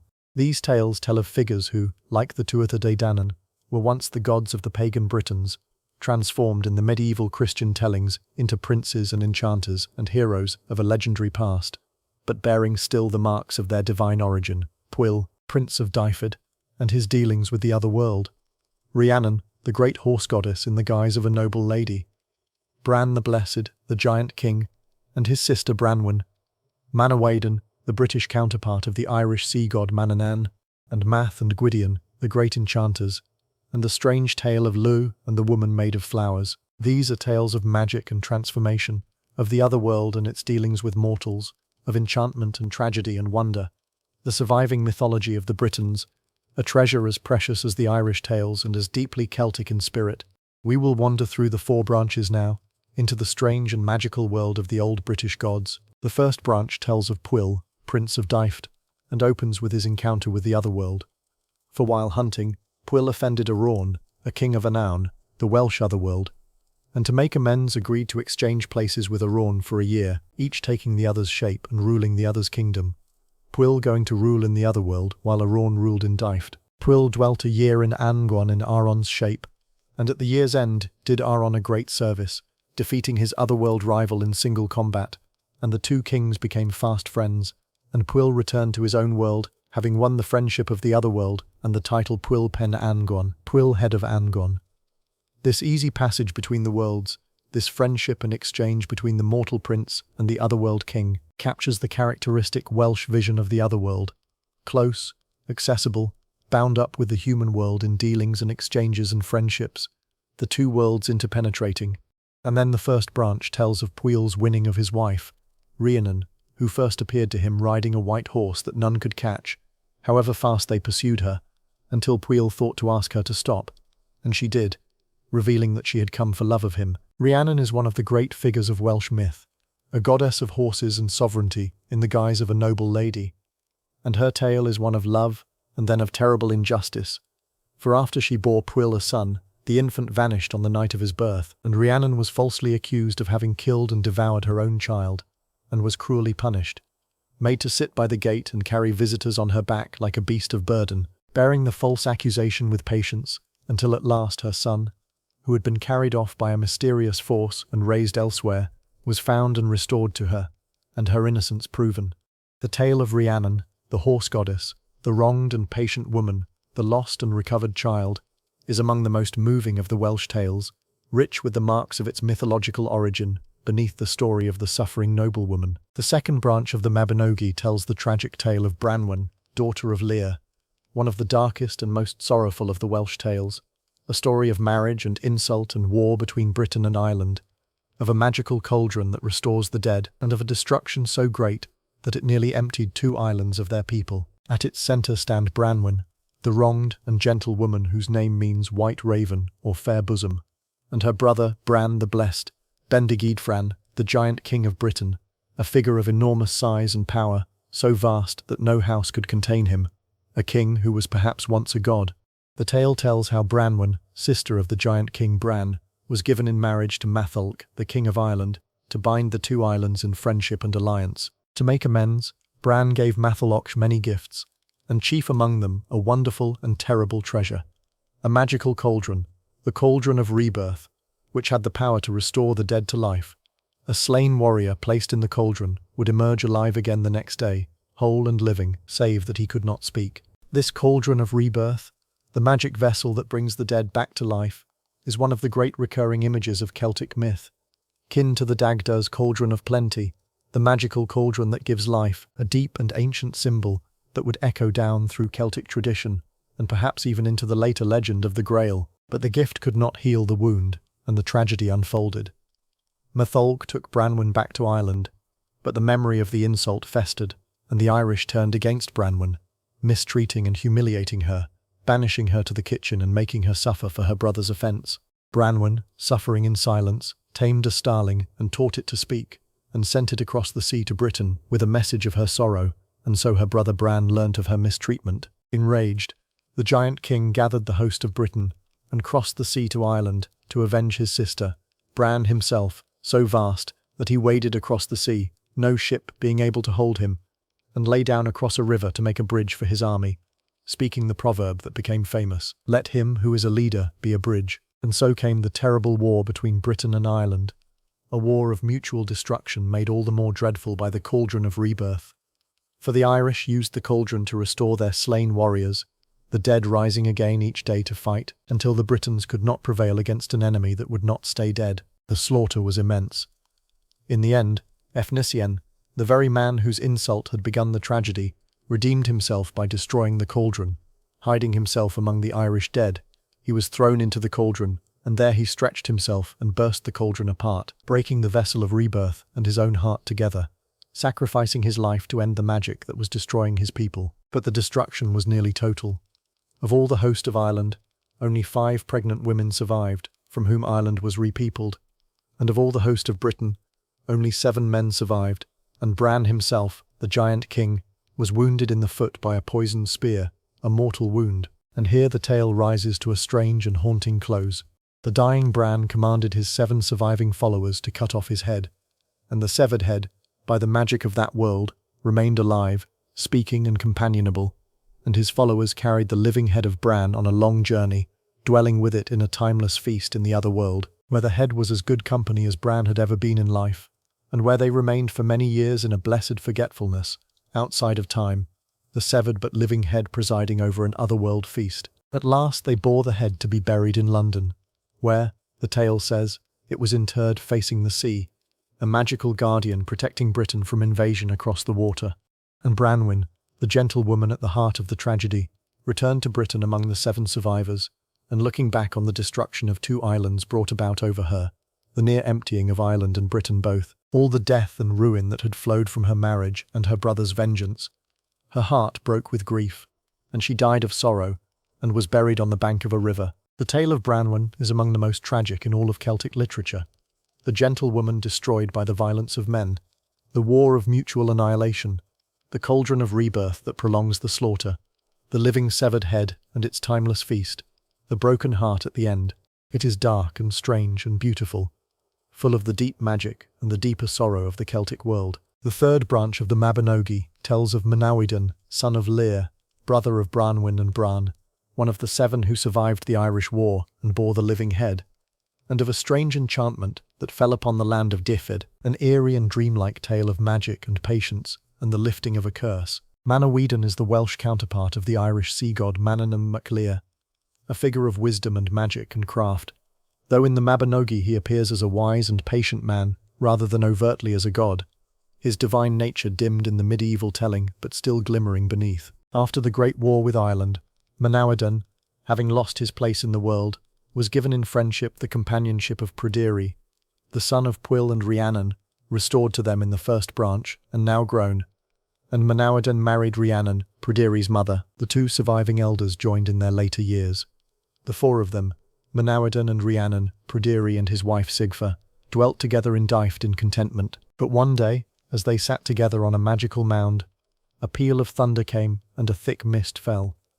And when the mist lifted, the land of Dyfed was utterly transformed. Empty, desolate, stripped of all people and animals and dwellings, every living thing vanished, save the 4 of them alone in an empty land.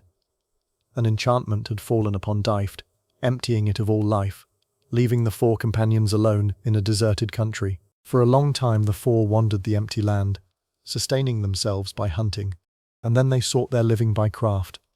Mabinogion proving a master of skilled trades, making saddles, shields, shoes, so well that he drove the local craftsmen of neighbouring lands out of business, until they were threatened and had to move on. The tale follows their wanderings and the strange persistence of the enchantment, and then the heart of the mystery.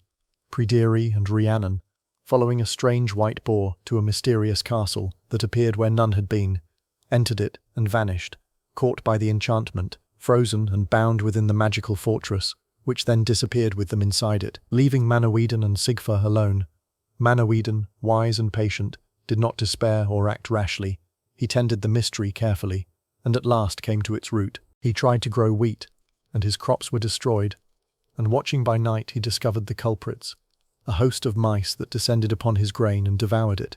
He caught one mouse, slower than the rest, heavy and fat, and resolved to hang it as a thief.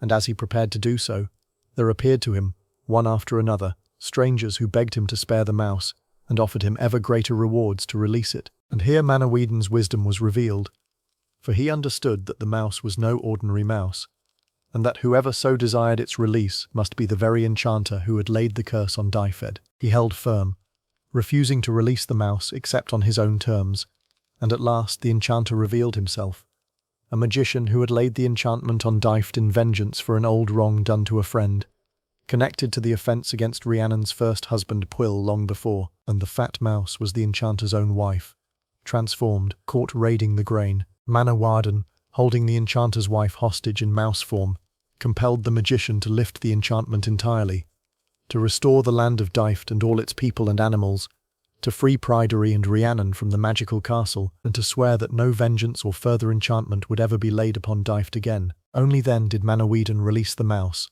and the enchanter restored his wife to her own shape, and the curse was lifted. Dyfed was made whole again, full of life and people once more. Pryderi and Rhiannon freed. The long enchantment ended by Manawydan's patience and wisdom. The third branch is the gentlest and most puzzle-like of the four. A tale of enchantment overcome not by force, but by patience and cleverness and restraint. The wise man who tends the mystery carefully and so undoes the magic, restoring the empty land to life. The fourth branch of the Mabinogi is the richest in magic and transformation of all the Welsh tales. The tale of Math, son of Mathonwy, and of his nephew the great enchanter Gwydion, and of the strange births and transformations, and the woman made of flowers, a story dense with shape-shifting and sorcery, and the deep old magic of the British myth. It is a tale of enchanters and their works, of punishments and transformations, of a hero with a threefold doom and a wife conjured from blossoms who betrays him. The tale centres on Gwydion, the great magician and trickster of Welsh myth, nephew of Math, a lord of North Wales who was himself a master of enchantment.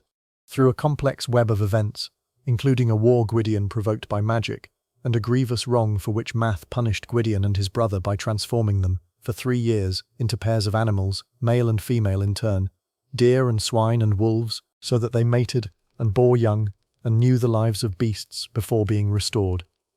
The tale moves toward its central figure, a boy who would become the hero, Lugh Gifts, Lugh of the skillful hand. Lugh was born through magic and raised by Gwydion, who loved him and fostered him. But Lugh was placed under a series of curses by his own mother, Arianrhod, who for her own reasons denied him the things a young man needed to take his place in the world. She swore that he would never have a name unless she gave it, never bear arms unless she armed him, and never have a wife of any race now on the earth. Gwydion, by his cunning and his magic, tricked Arianrhod into giving Lugh a name, and into arming him, defeating the first 2 curses through disguise and enchantment. But the third curse, that Lugh should never have a human wife, required a deeper magic to overcome, and so Gwydion and Math worked the most wondrous enchantment of the tale. Since Lugh could have no wife of any race upon the earth, they made him a wife who was not of any earthly race at all. They conjured a woman out of flowers, taking the blossoms of the oak, the broom, and the meadow sweet. The 2 enchanters wrought by their magic a woman of surpassing beauty, made entirely of flowers, and they named her Blodeuwedd, Flower Face, and gave her to Lugh as his wife. The woman made of flowers is one of the most haunting images in all of Celtic myth.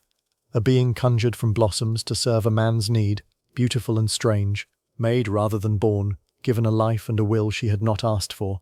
And therein lay the seed of tragedy, for Blodeuwedd, made to be Lugh's wife but never asked whether she wished to be, proved to have a will of her own. For Blodeuwedd, while Lugh was away, fell in love with another man, a hunter who came to her hall, and the 2 became lovers and plotted together to kill Lugh that they might be together. But Lugh could not easily be killed, for there was a strange and elaborate doom upon him, a set of conditions under which alone he could die, conditions so improbable that they seemed to make him nearly immortal. He could not be killed indoors or outdoors, not on horseback nor on foot, not by any weapon lawfully made. He could be slain only by a spear forged in secret over a year of Sundays, and only if he stood with 1 foot on a cauldron's edge and 1 on the back of a goat, under a roof beside a river. Blodeuwedd, feigning loving concern, coaxed Lugh into revealing the strange conditions of his death, and then arranged for them all to be met, the secret spear prepared, the cauldron and the goat and the riverbank readied, and lured Lugh into the fatal posture, whereupon her lover cast the spear and struck him. But Lugh did not quite die. Instead, with a terrible cry, he was transformed into an eagle and flew away wounded, vanishing into the wild. Gwydion, grieving for his foster son, searched all the land for him, and at last found him, a wasting eagle perched in an oak tree, mortally sick, his rotting flesh falling from him, and by his magic Gwydion sang the eagle down from the tree, and restored Lugh to his human form, and healed him. Then came the reckoning.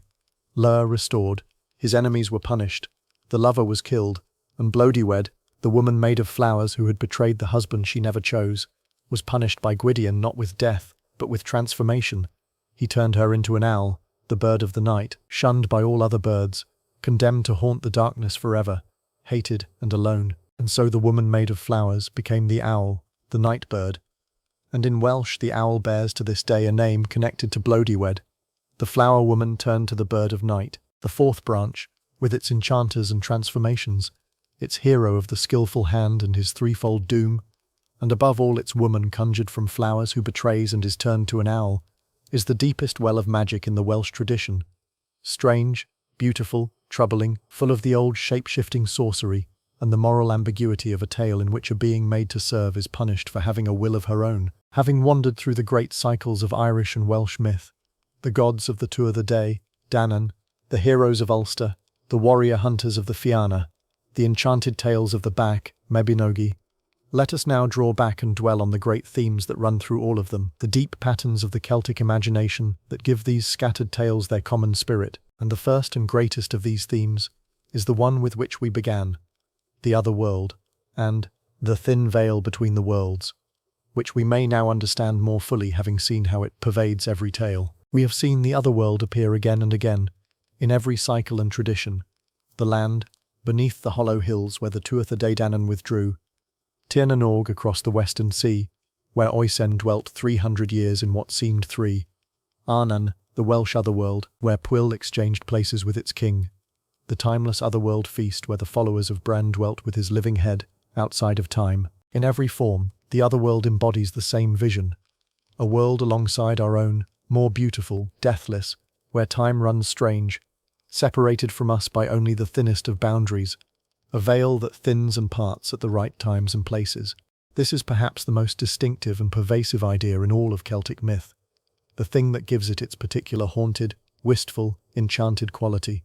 Different from the mythologies of Greece or Rome or the North, the Celtic world is a world of thin places and thin times, where the supernatural presses close, where the marvellous is always just out of sight, where one might at any moment, through a mist or a mound or a moment of twilight, slip across into the country of the gods and the dead and the ever-young.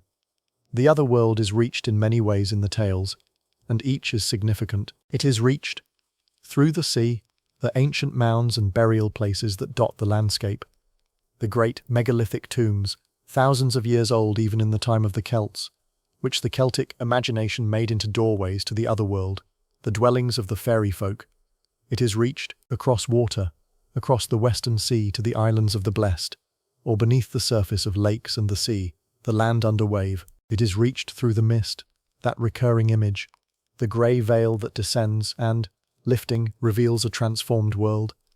And it is reached at the threshold times, at twilight, the grey hour between day and night, and above all at Samhain, the turning of the year, when the boundary all but dissolves. The places and times of crossing are always the in-between, the liminal, the boundaries and thresholds. For it is at the edges of things, where one state shades into another, that the veil grows thin.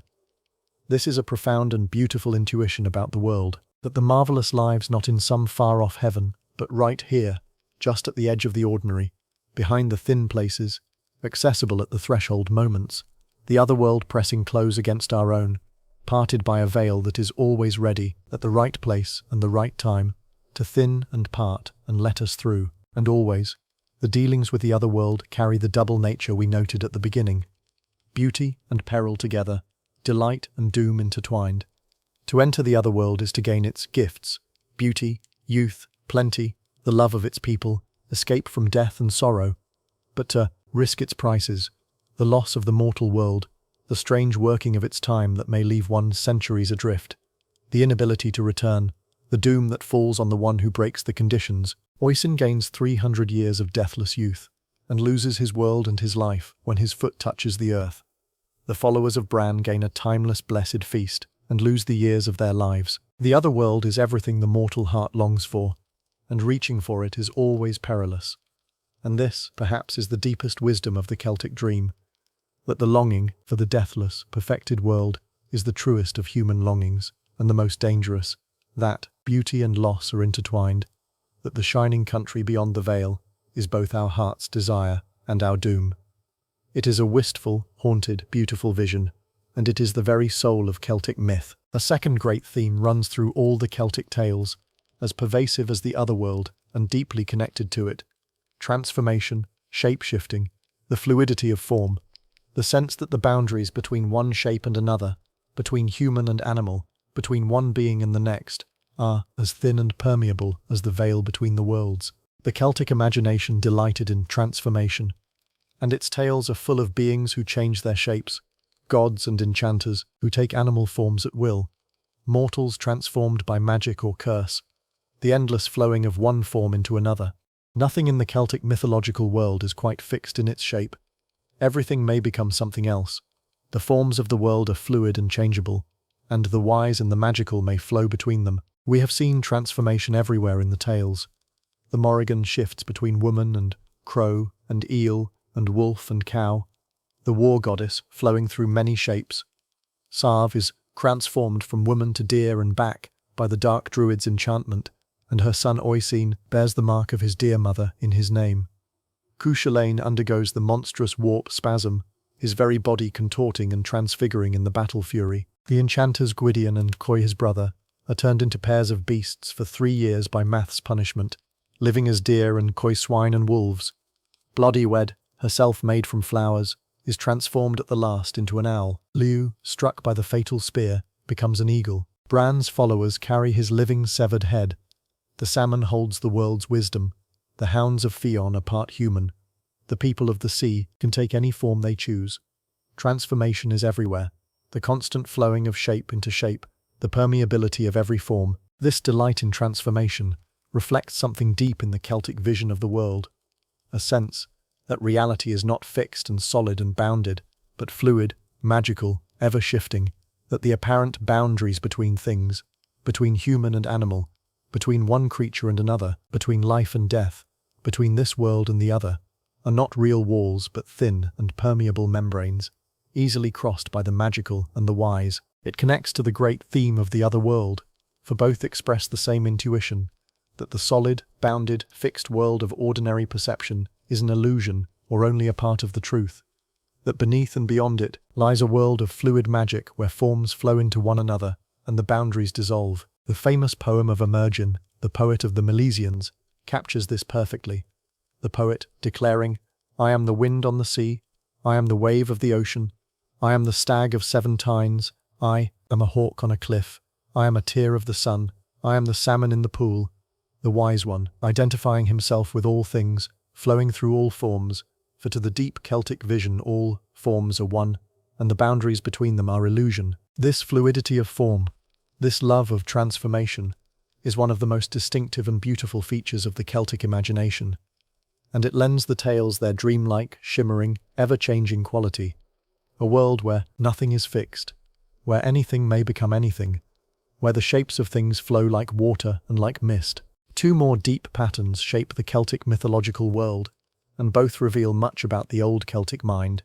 The first is the love of the number 3, the sacred triplicity that runs through all of Celtic religion and myth, the persistent grouping of things in threes, the conception of deities and powers in triple form. The Celts seem to have regarded 3 as a number of special power and sacredness, and their mythology is full of triads and triple figures, the Morrigan as a triple war goddess, 3 sisters or 3 aspects in one, the 3 goddesses of sovereignty, Eriu and Banba and Fodla, who embodied Ireland, the threefold domains of Brigid, poetry and healing and the forge, triple gods and triple mothers, who appear across the Celtic world in carvings and dedications, 3 identical figures together, the threefold deaths that befall certain figures in the tales, killed in 3 ways at once, the grouping of wisdom and lore into triads, the famous Welsh triads that organized knowledge in threes. This love of the sacred 3 was so deep in the Celtic mind that it may even, some have suggested, have prepared the Celtic peoples to receive the Christian doctrine of the Trinity,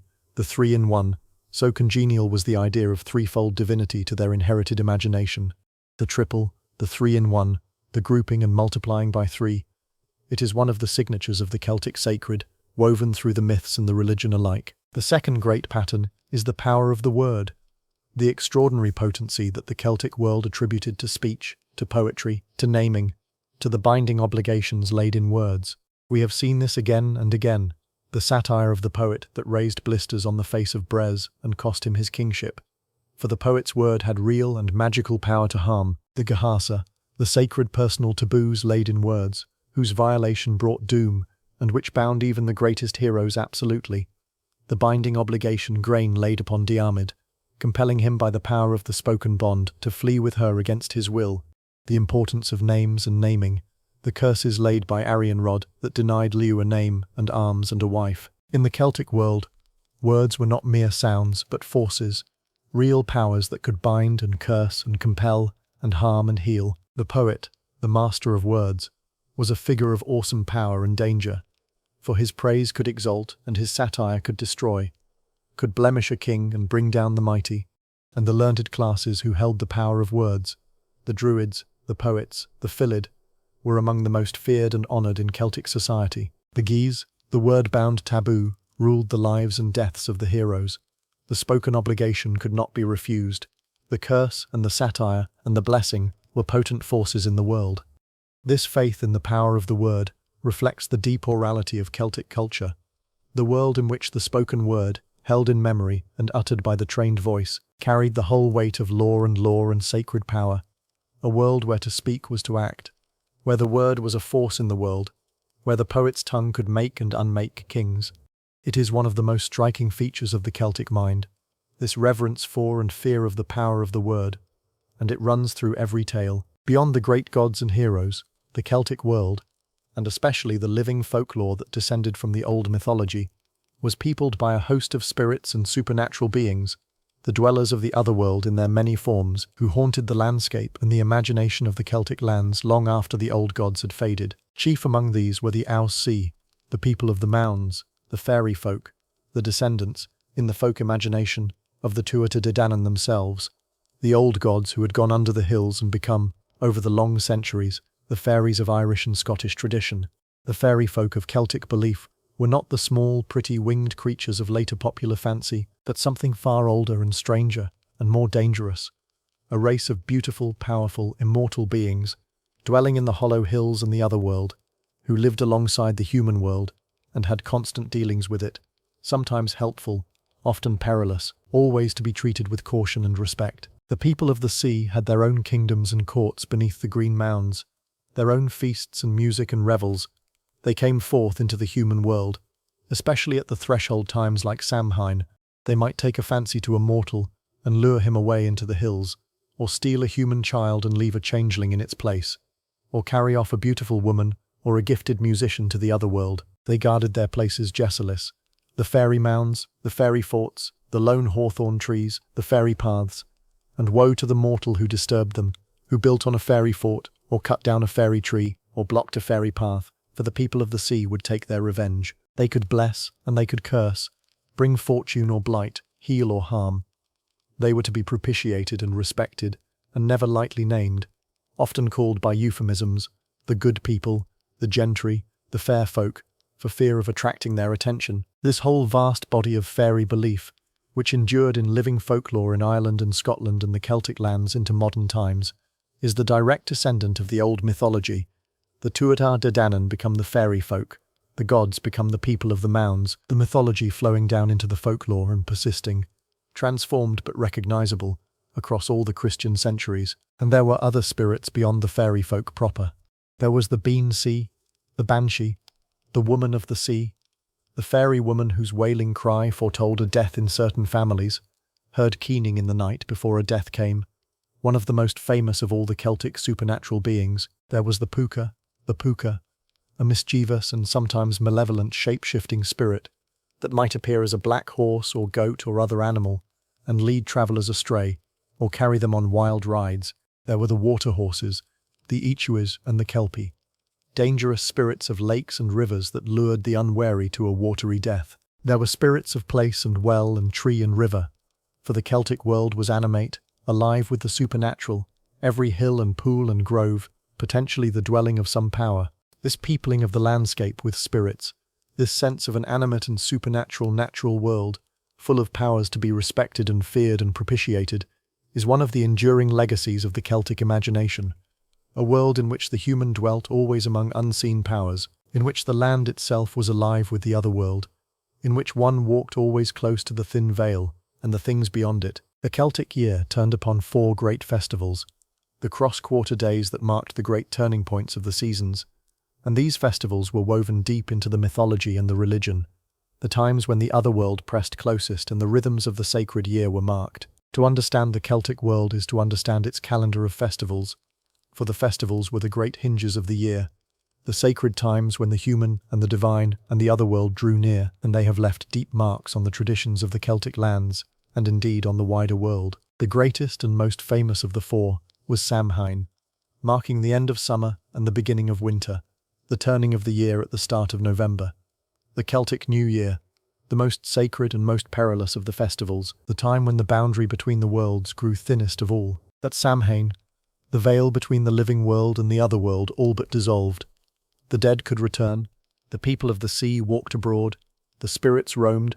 It was a time of both celebration and dread, of feasting and of fear, when the dead were honoured and the supernatural powers were near and the fate of the coming year was decided. Many of the great events of Irish myth are set at Samhain, the time of supernatural openness and danger, and Samhain endured, Christianized into All Hallows and All Souls, the festival of the dead. It survives in our own time, transformed as Halloween, the costumes and the wandering spirits and the thinning of the veil between the living and the dead all descending, across the long centuries, from the old Celtic festival of Samhain, the Celtic New Year when the otherworld came close. When children go masked through the dark on Halloween night, they walk in the long shadow of the Celtic Samhain, the ancient turning of the year when the dead returned and the veil grew thin. Opposite Samhain in the year stood Beltane, at the beginning of May, the great fire festival of the start of summer, when the cattle were driven out to the summer pastures and great bonfires were lit, and the cattle driven between the fires for purification and protection, and the fertile, growing, light half of the year was welcomed in. Beltane was a festival of fire and fertility, and the return of life and warmth, the bright counterpart to the dark festival of Samhain, the two together marking the great division of the Celtic year into the dark half and the light half, winter and summer. Between them stood the other two cross-quarter festivals,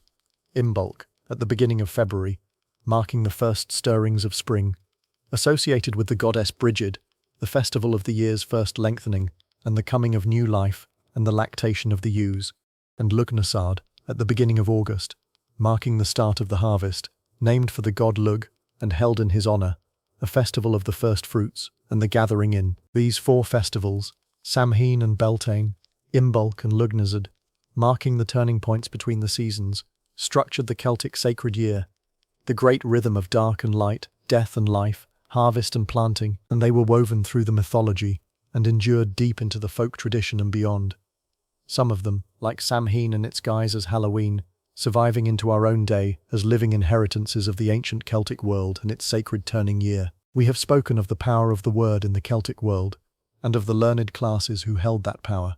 Let us now dwell on them more fully, for the druids and the poets were among the most important and the most fascinating figures of the Celtic world, the keepers of its sacred lore, the masters of its magic and learning and lore, and yet they are also among the most shadowy, for they left no writings of their own, and what we know of them comes from outside observers and from the later, transformed tradition. The druids were the priests and learned men of the pagan Celts, the keepers of religion and ritual, but far more than priests in the narrow sense.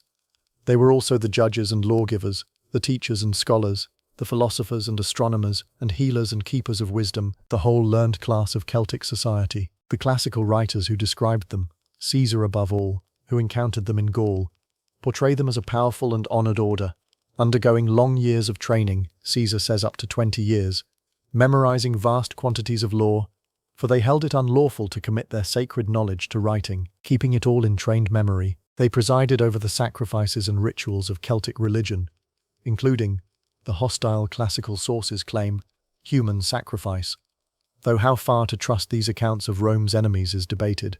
They were believed to hold the secrets of the gods and the other world, to be masters of prophecy and magic, to teach the immortality of the soul and its passage from one life to another. They were exempt from war and taxes, honoured above the warriors, the spiritual and intellectual elite of the Celtic world, and it was the druids, above all, who held the mythology, the sacred stories of the gods and the origins of the world, kept in memory and passed down through the generations of the order. Alongside or overlapping with the druids stood the poets, the Fillid in Ireland, the bards across the Celtic world, the masters of the word, who held the praise poetry and the genealogies and the stories and the lore of the tribes, and who wielded the awesome power of the word that we have seen, the power to praise and to satirize, to exalt and to destroy, to make and unmake reputations and even kings by the potency of their verse. The poets too underwent long training, memorizing vast bodies of tales and verse and lore, and they held a status almost as exalted as the druids,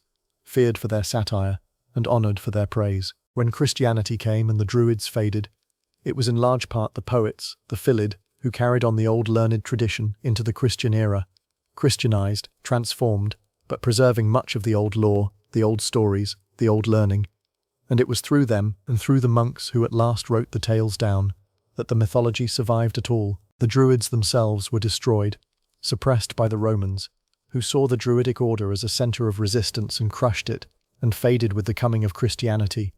And so the old priesthood that held the living faith of the Celtic gods passed away, leaving the mythology to survive only as literature, as legend, as the precious broken inheritance preserved by the poets and the monks. Of the druids themselves we have only the hostile sketches of the classical writers, and the dim, transformed memory in the later tales, where the druids appear as wizards and prophets and masters of magic.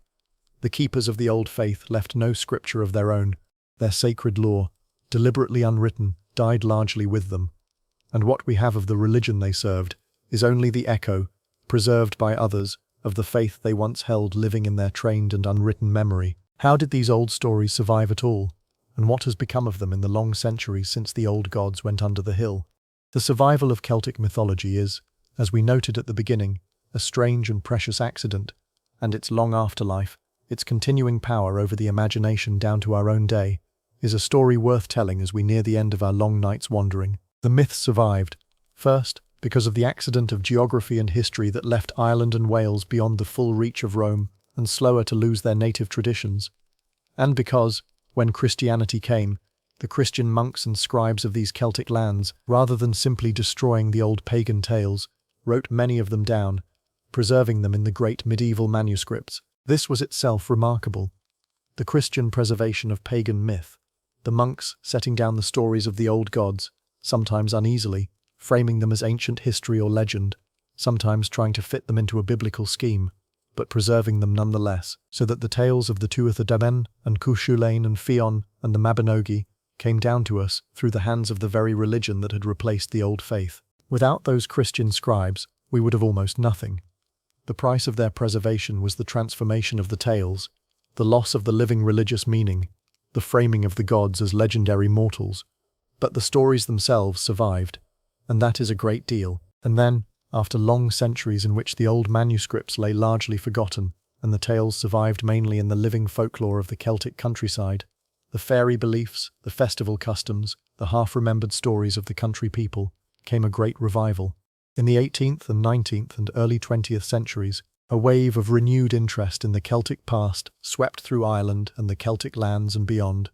The scholarly recovery and editing and translation of the old manuscripts, bringing the ancient tales back into the light, and the great literary and cultural movement, the Celtic Revival, in which writers and artists and nationalists turned to the old mythology as a source of inspiration and identity.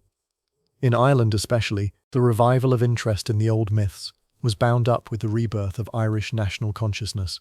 Writers like Yeats and Lady Gregory and others retold the old tales, drew on them in their poetry and drama, made them the foundation of a new national literature, and the figures of Cú Chulainn and the Tuatha Dé Danann and the fairy folk took on a new life in modern letters. The old mythology, nearly lost, became a wellspring of modern Irish identity and art. The heroes of the ancient tales standing as symbols of the nation and its spirit, and the dream has continued to spread, far beyond the Celtic lands.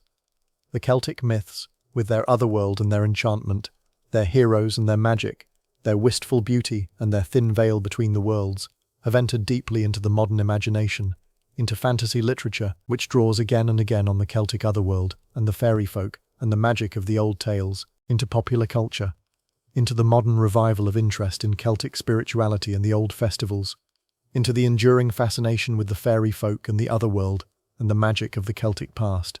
The old gods who went under the hill have proved remarkably immortal after all, surviving the coming of Christianity, surviving the long forgetting, rising again in the Celtic revival, spreading now through the modern imagination across the world, their otherworld and their enchantment as potent as ever. The dream of the thin veil and the shining country beyond it, the longing for the deathless land, the heroes and the magic and the fairy folk, these have not died, but live on, transformed again and again, in the imagination of the modern world, the long afterlife of the old Celtic dream. The people of the mounds, it seems, are immortal still. Before we let the long night close, let us dwell once more on a theme that has shadowed many of the tales we have heard, the particular shape of the Celtic hero and the Celtic sense of doom, for it is one of the deepest and most affecting things in all the mythology, and it colours the whole. The Celtic heroes, Cuchulain above all, but also Diarmuid and Lugh, and the doomed figures of the tales, live always in the shadow of fate, bound by prophecy and guise, moving toward an end that is often foreseen and cannot be escaped. And there is in the Celtic tales a profound sense of the tragic, of the beauty of the brief and doomed life, of the glory that is bound up with death. Cuchulain is the perfect type of this Celtic hero, the warrior who knowingly chooses the short life and the undying fame, who takes up arms on the fated day though it dooms him to an early death, who lives in the full knowledge that his glory and his death are one. His whole story moves under the shadow of this chosen doom, and his death, bound upright to the standing stone, the death crow on his shoulder, meeting his end on his feet, is the fulfillment of the heroic ideal. The brief, bright, glorious life, ended young and in battle, the fame won at the price of the years unlived. This is a vision of heroism that the Celtic tradition shares with the Greek, with Achilles, who likewise chose the short, glorious life over the long, obscure one.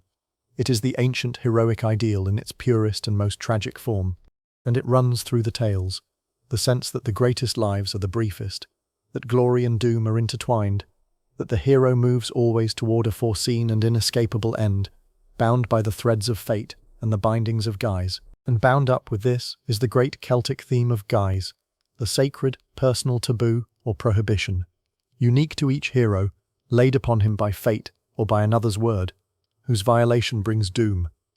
The Giasa rule the lives and deaths of the heroes.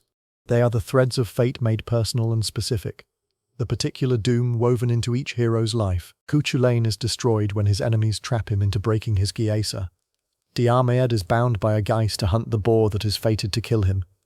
The heroes move always among their prohibitions and the breaking of a guise, sometimes through trickery, sometimes through an impossible conflict of one guise against another, sometimes through the working of fate that brings the forbidden thing upon the hero, is the mechanism of doom, the moment when fate closes in. There is in this a profound sense of the fragility of the hero's life, hedged about with sacred prohibitions, any of which, broken, brings death, of the inescapability of fate, working through the Giasa toward the foreseen end, of the tragic beauty of the doomed life, lived in the shadow of its prohibitions and its prophesied end. It is one of the most distinctive and affecting features of the Celtic heroic imagination, this sense of fate and doom and the sacred binding word, the heroes moving like figures in a tragedy toward the ends woven for them, their glory and their doom inseparable, their brief, bright lives shadowed always by the foreknowledge of the dark. One last reflection before the night closes, on the strange and beautiful way the old Celtic gods have persisted,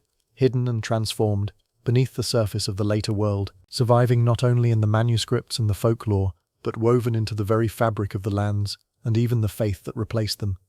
For the old gods of the Celts did not simply vanish, they went under the hill, and they went under other names, and they linger still in places one might not expect. We have seen how Brigid, the goddess of poetry and the forge and healing, became Saint Brigid of Kildare, the old fire goddess flowing into the Christian saint, her sacred fire still tended, her festival of Imbolc becoming the saint's day, her domains of healing and craft and inspiration carried forward under the new name. This was not unique.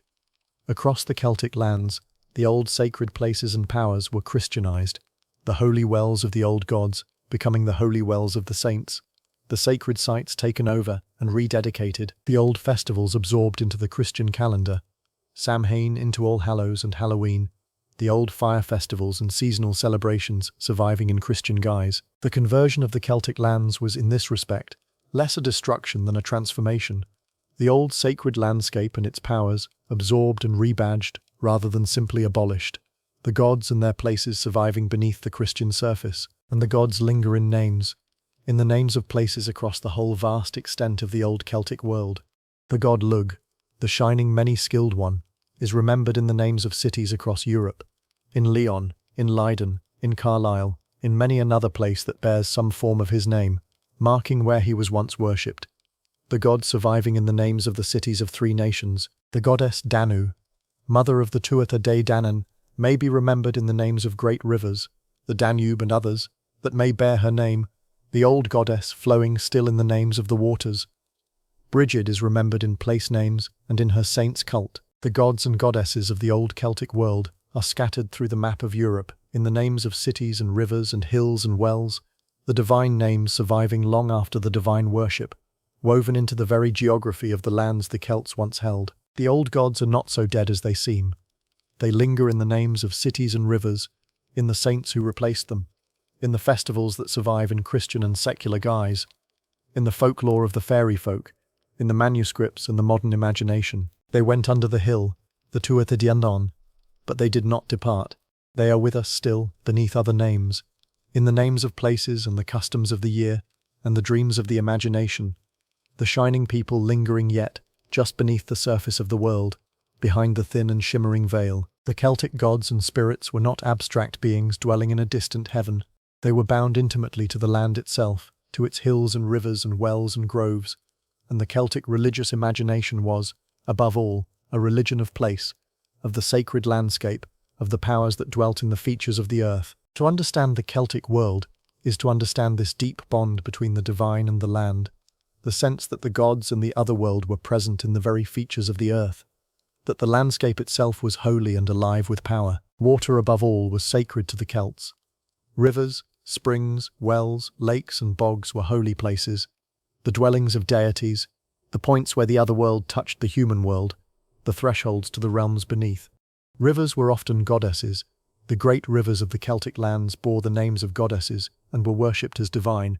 The Boyne and the Shannon in Ireland, the Seine and the Marne in Gaul, many another, each a goddess flowing through the land. Springs and wells were sacred, places of healing and divination, and the presence of the divine, where offerings were made and the gods were near. The holy wells of the Celtic lands, later rededicated to Christian saints but sacred long before, were places where the otherworld welled up into the human world, and into the sacred waters the Celts cast their offerings.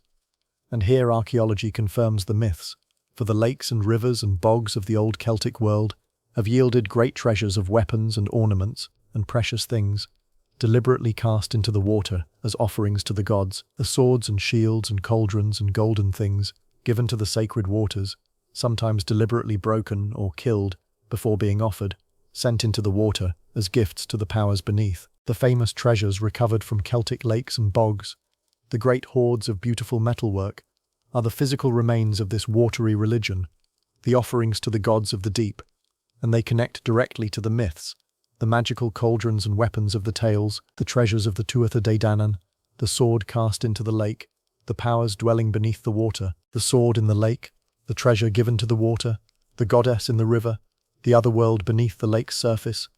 These run from the archaeology, through the mythology, and down into the later legend even, perhaps, into the tale of the sword Excalibur received from, and returned to the Lady of the Lake, a last echo of the old Celtic worship of the sacred waters. And the land itself was sacred and alive, the hills and mounds the dwellings of the gods and the dead, the groves the temples of the old religion.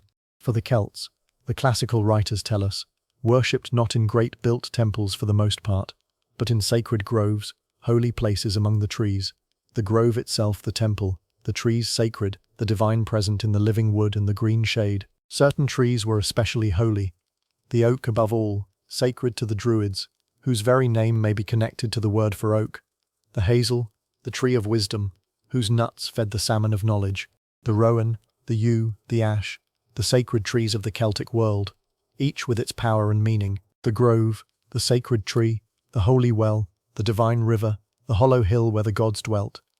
The whole landscape was alive with the sacred, a holy geography in which the divine and the otherworld were present in the features of the earth, in which one walked always among sacred places and the powers that dwelt in them. This deep religion of place, of the sacred land and water, is one of the most enduring features of the Celtic spirit, and it lingers still, in the holy wells and the sacred sites, in the reverence for the old places, in the sense, never quite lost in the Celtic lands, that the landscape itself is alive and holy, that the hills and waters hold their powers yet, that the other world is present still in the sacred features of the living earth. Stand beside any old well or slow river in those lands, even now, and you may feel the faint pull of it, the sense that the water remembers, that the green hill keeps its secret, that the veil here is thinner than it looks. The old Celtic mythology did not end with the writing down of the Irish and Welsh tales. It flowed onward, transformed, into the later legends of medieval Europe, and above all into one of the greatest legend cycles of the Western world, the legends of King Arthur, which grew in large part from Celtic roots, carrying the old Celtic magic and the Otherworld and the deep mythological themes into the heart of medieval and modern European literature. The connection between the Celtic myths and the Arthurian legends is a great subject in itself, but it deserves at least a glance as we near the end, for it shows how the old Celtic dream lived on, hidden, in stories told and loved across all of Europe and beyond. Arthur himself may have begun as a figure of Welsh and British legend, a hero of the Britons, and in the earliest Welsh tales he appears in a thoroughly Celtic world, surrounded by magic and the Otherworld, leading raids on the Otherworld to seize its treasures, including, in one early Welsh poem, a raid to capture a magical cauldron from the Otherworld, the very Celtic cauldron of plenty and rebirth that we have met so often, here become a prize sought by Arthur and his men. As the Arthurian legends grew and spread across medieval Europe, elaborated by Welsh and Breton and French and English hands, they carried with them deep Celtic elements, transformed but recognizable. The magical sword received from the Lady of the Lake and returned to the water at the end, an echo of the Celtic worship of the sacred waters and the swords cast into them. The enchanter Merlin, kin to the druids and wizards of Celtic tale, Avalon, the Isle of Apples to which the dying Arthur is borne across the water. A clear echo of the Celtic Otherworld, the western island of the ever-living, the land of apples to which the hero passes, the magic and the quests and the enchantments and the otherworld journeys that fill the Arthurian world, and above all, perhaps, the great theme of the Grail, the sacred vessel sought by Arthur's knights, the holy cup or dish or stone of mysterious power and meaning, which many scholars trace, at least in part, to the old Celtic magical cauldron, the cauldron of plenty and rebirth, the otherworld vessel of the Dagda and of the Welsh tales, Christianized and transformed into the Holy Grail, but carrying still, beneath its Christian meaning, the deep echo of the old Celtic vessel of life and abundance and the Otherworld, the Grail quest, the Lady of the Lake, the Isle of Avalon, the enchanter Merlin, the magic and the Otherworld of the Arthurian world. These carried the old Celtic mythology, transformed into the central legends of medieval and modern Europe, so that the Celtic dream lived on, hidden in the most beloved of all the medieval legend cycles. Its cauldron become the Grail, its Otherworld become Avalon, its sacred waters giving and receiving the magic sword. The old gods went under the hill, the old myths went under the surface of the later legends, and there they lived on, and live on still, in the Arthurian tales that grew from their roots and that carry, beneath their medieval and Christian forms, the deep and ancient magic of the Celtic Otherworld. Before we gather the whole of it together, there are a few more tales too beautiful to leave untold, tales that the old Irish numbered among the most sorrowful and most cherished of all their stories, and that carry, perhaps better than any others, the particular tenderness and grief that runs beneath the Celtic dream. The first of these is the tale of the children of Lugh, counted among the 3 sorrowful tales of Erin, one of the most beloved and most heartbreaking stories in all of Irish tradition. A tale of innocence and jealousy and a cruel enchantment of 4 children turned to swans and condemned to wander the cold waters of Ireland for 900 years. Lugh was a lord of the Tuatha Dé Danann, a chieftain of the Shining People, and he had a wife whom he loved, who bore him 4 children, a daughter, Fianna, the eldest, and 3 sons, among them a pair of twins. But the children's mother died, and Lugh grieved, and in time he married again, taking as his second wife Oisín, the sister of his dead wife, who at first loved the 4 children as her own, but love curdled into jealousy in Eofa's heart, for she saw how deeply Lugh loved his children, how they were the centre of his world, and a poisonous envy grew in her, until she came to hate the children for the love their father bore them, and resolved to be rid of them. And so, one day, taking the 4 children on a journey, she brought them to a lake, and there, by a druid's dark magic, she worked a terrible enchantment upon them.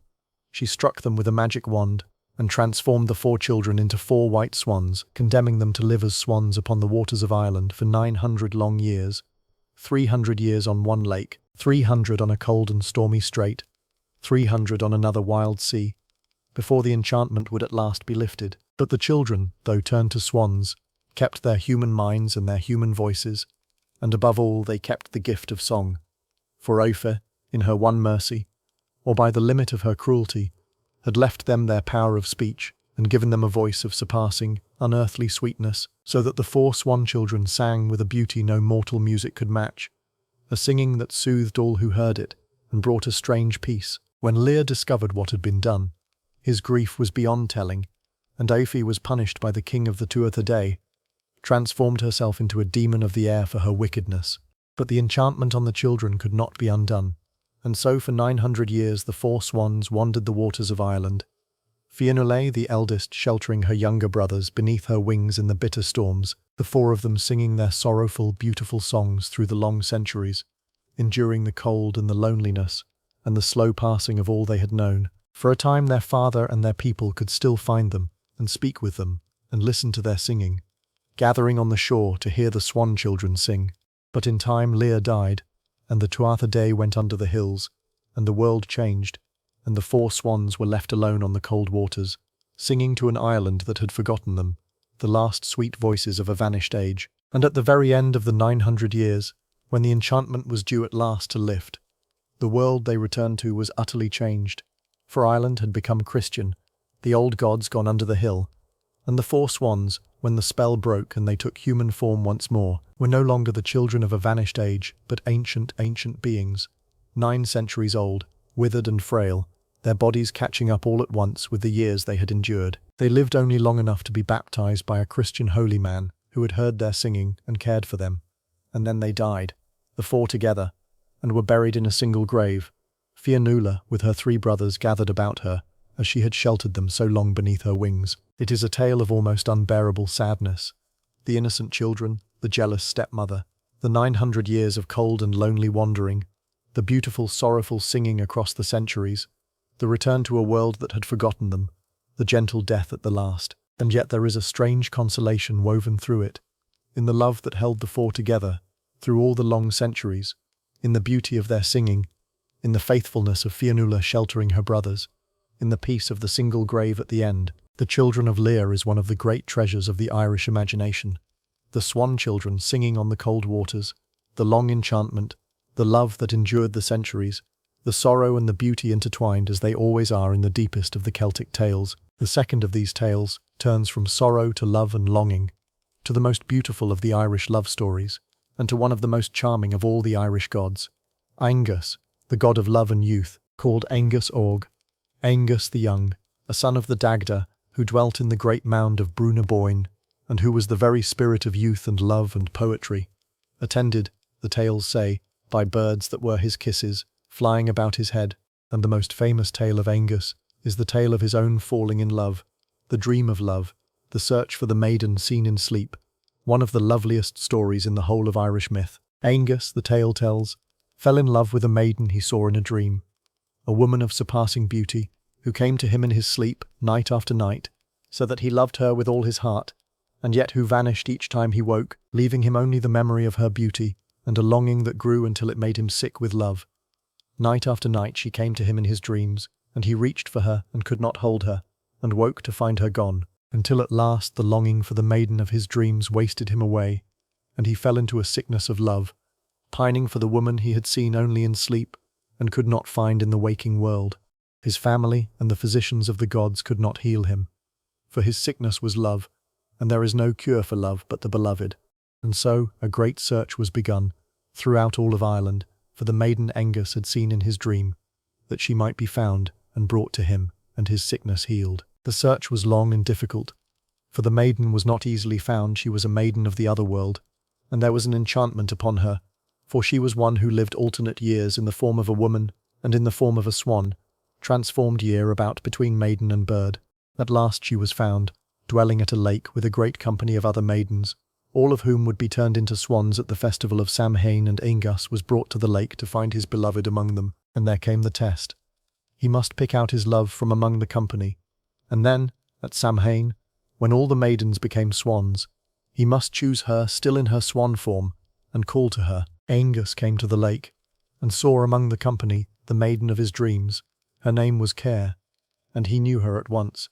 And when the time of transformation came, and all the maidens became swans, gliding upon the lake, Angus called to his beloved, and to be with her he too took the form of a swan, transforming himself into a swan to join her upon the water. And the two swans, Engus and Care, circled the lake together 3 times, and then rose into the air, and flew away together to Engus's home at Brunaboni, singing as they went a music so sweet that all who heard it fell into a sleep of 3 days and 3 nights.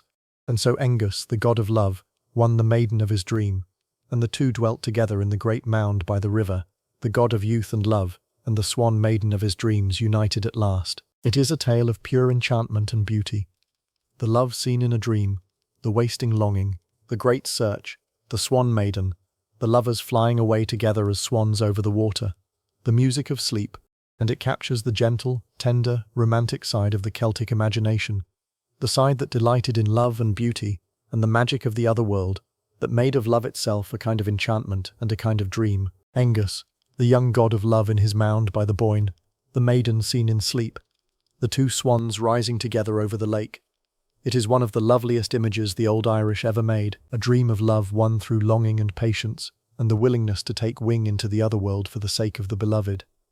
And there are other such tales of the great loves of the gods and heroes, the long and beautiful tale of Midir and Etain, the god who loved a woman through her transformations and her rebirths, pursuing her through lifetimes and enchantments to win her back, the loves and longings that fill the Irish tales as richly as the battles and the dooms. For the Celtic imagination was not only an imagination of war and fate and the dark, it was also an imagination of love and beauty and tenderness, of the longing of the heart and the magic of love, and these gentle tales of Engus and his dream, of Midir and his transformed beloved, are as much a part of the gathered dream as the great battles and the tragic dooms, the soft and tender heart of the Celtic world, beating beneath its glory and its grief. The last of these tales we will tell carries us back across the sea to Wales, and to the greatest of all the Welsh bards, a figure half historical and half mythical, around whom gathered some of the most extraordinary tales of transformation and rebirth in all of Celtic myth.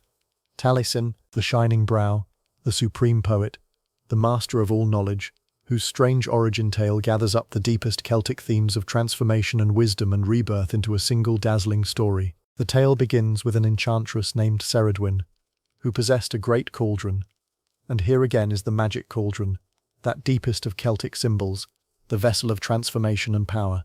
Cerridwen had a son who was hideously ugly, and to compensate him she resolved to make him wise beyond all others, to brew in her cauldron a potion that would give him all knowledge and inspiration and prophecy, the gift of the highest wisdom, distilled into 3 precious drops. The potion had to be brewed for a year and a day, stirred constantly, and Cerridwen set a boy named Gwion Bark to stir the cauldron through all that long brewing, while she gathered the herbs and worked the magic. But at the very end of the year and a day, as the potion came to its readiness, 3 scalding drops leapt from the cauldron onto Gwion's thumb, and Gwion, like Fionn with the Salmon of Knowledge, instinctively put his burned thumb to his mouth, and so received the 3 drops of all wisdom and inspiration that had been meant for Cerridwen's son. In that instant Gwion knew all things, and the first thing he knew was that Cerridwen would be terribly enraged and would seek to destroy him for stealing the gift meant for her child. And so Gwion fled. And now comes one of the greatest transformation chases in all of myth, the very heart of the Celtic delight in shape-shifting. Gwion, fleeing, transformed himself into a hare to run faster, but Cerridwen, pursuing, transformed herself into a greyhound to chase him. Gwion became a fish and leapt into a river. Cerridwen became an otter to hunt him through the water. Gwion became a bird and took to the air. Cerridwen became a hawk to pursue him through the sky. And at last Gwion, exhausted and desperate, saw below him a heap of winnowed grain, and dropped down and transformed himself into a single grain of wheat, hiding himself among the thousands of identical grains. But Cerridwen transformed herself into a black hen, and scratched through the grain, and found the one grain that was Gwion, and swallowed it. And so Gwion was consumed, eaten by the enchantress in the form of a grain. But that was not the end, for the swallowed grain took root in Cerridwen's womb, and she became pregnant with it, and after 9 months she bore a child. Gwion reborn, transformed once more, now born as an infant of such beauty that Cerridwen could not bring herself to kill him as she had intended. Instead she set him adrift on the water in a leather bag or a coracle, casting the child upon the sea, leaving his fate to the waters. And the child was found, drawn from the water by a prince, who opened the bag and saw the infant's radiant forehead, and cried out at its shining brow, and so named the child Taliesin, shining brow, and the infant, though newborn, at once began to speak, to chant poetry of dazzling power and wisdom, for he carried within him the 3 drops of all knowledge and inspiration, and all the wisdom he had gained through his transformations, hare and fish and bird and grain, consumed and reborn. Taliesin grew to be the greatest of all bards, the supreme poet, the master of all knowledge and prophecy, who could chant of all things and who claimed, in his strange and famous poems, to have been present at all the great events of history and myth, to have taken countless forms, to have existed since the beginning of the world, the poet as the holder of all wisdom, the shapeshifter who had been all things, the shining one reborn from the cauldron of transformation. The tale of Taliesin gathers up the deepest Celtic themes into a single dazzling story.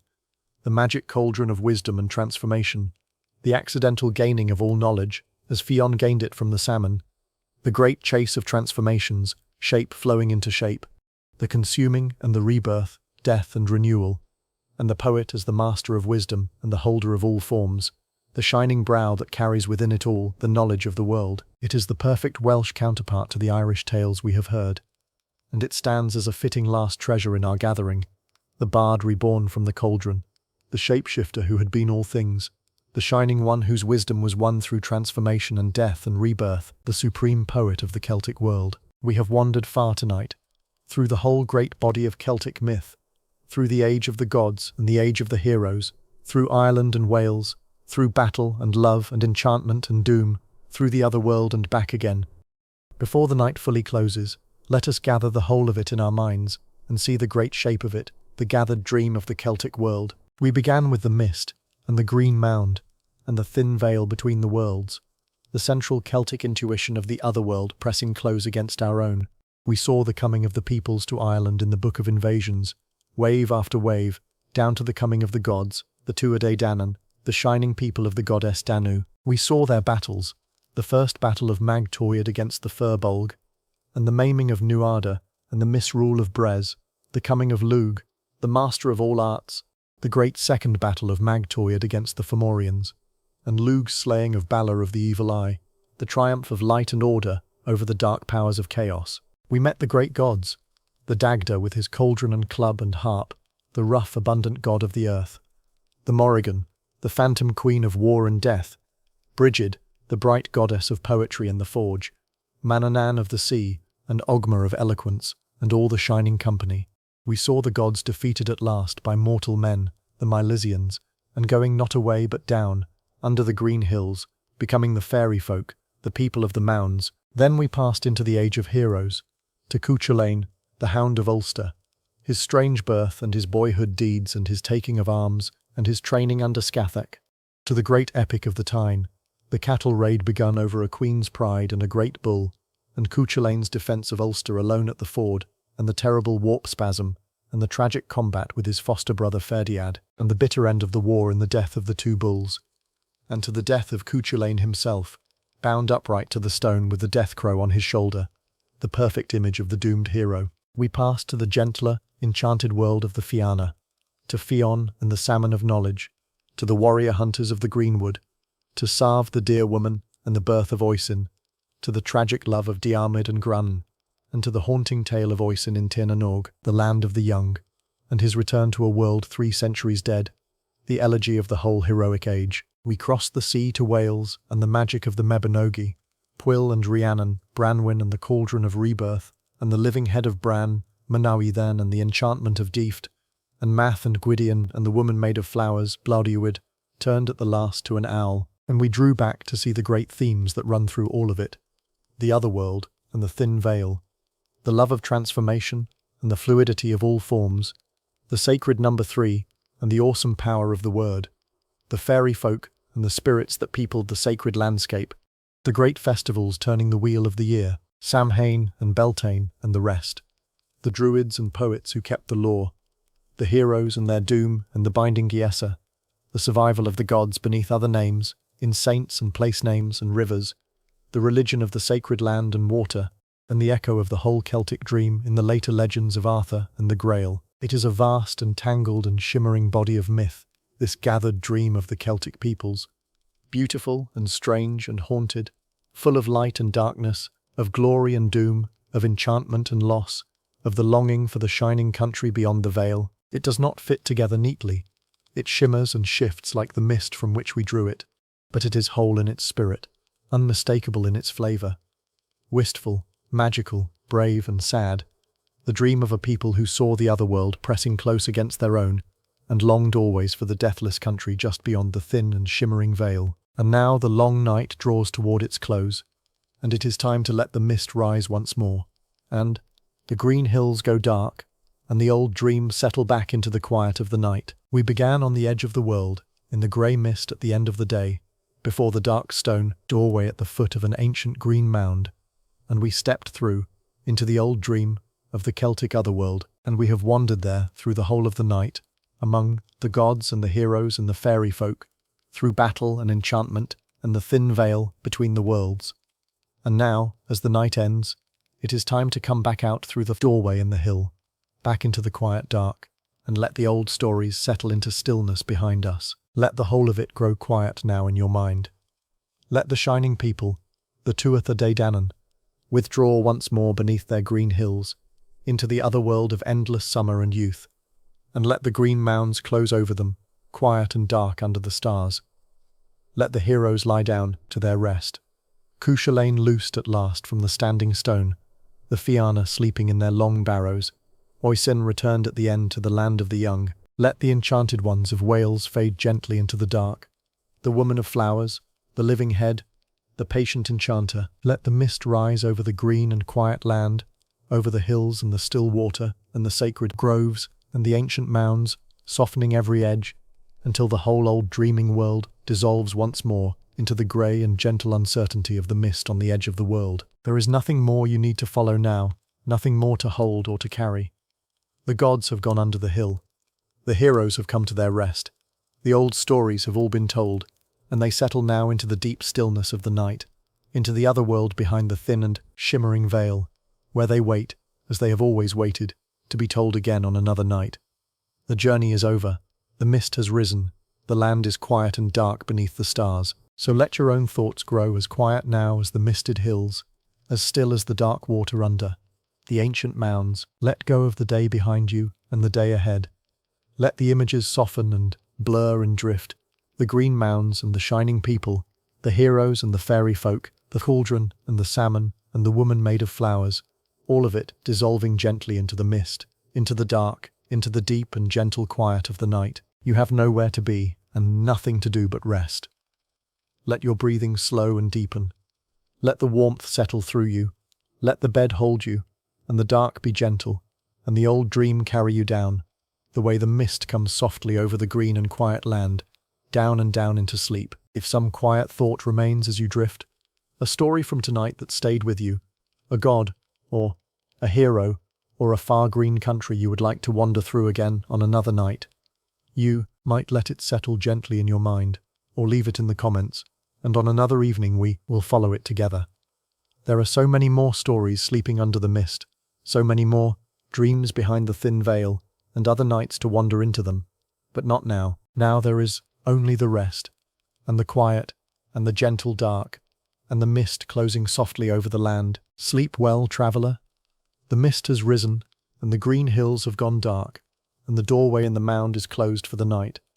The shining people are quiet beneath their hills, and the stars are out over the old green land, and the veil has drawn closed between the worlds. Let it close, and you, rest now. Rest and sleep, and let the old dream carry you gently down, through the mist, into the deep and quiet dark. Good night.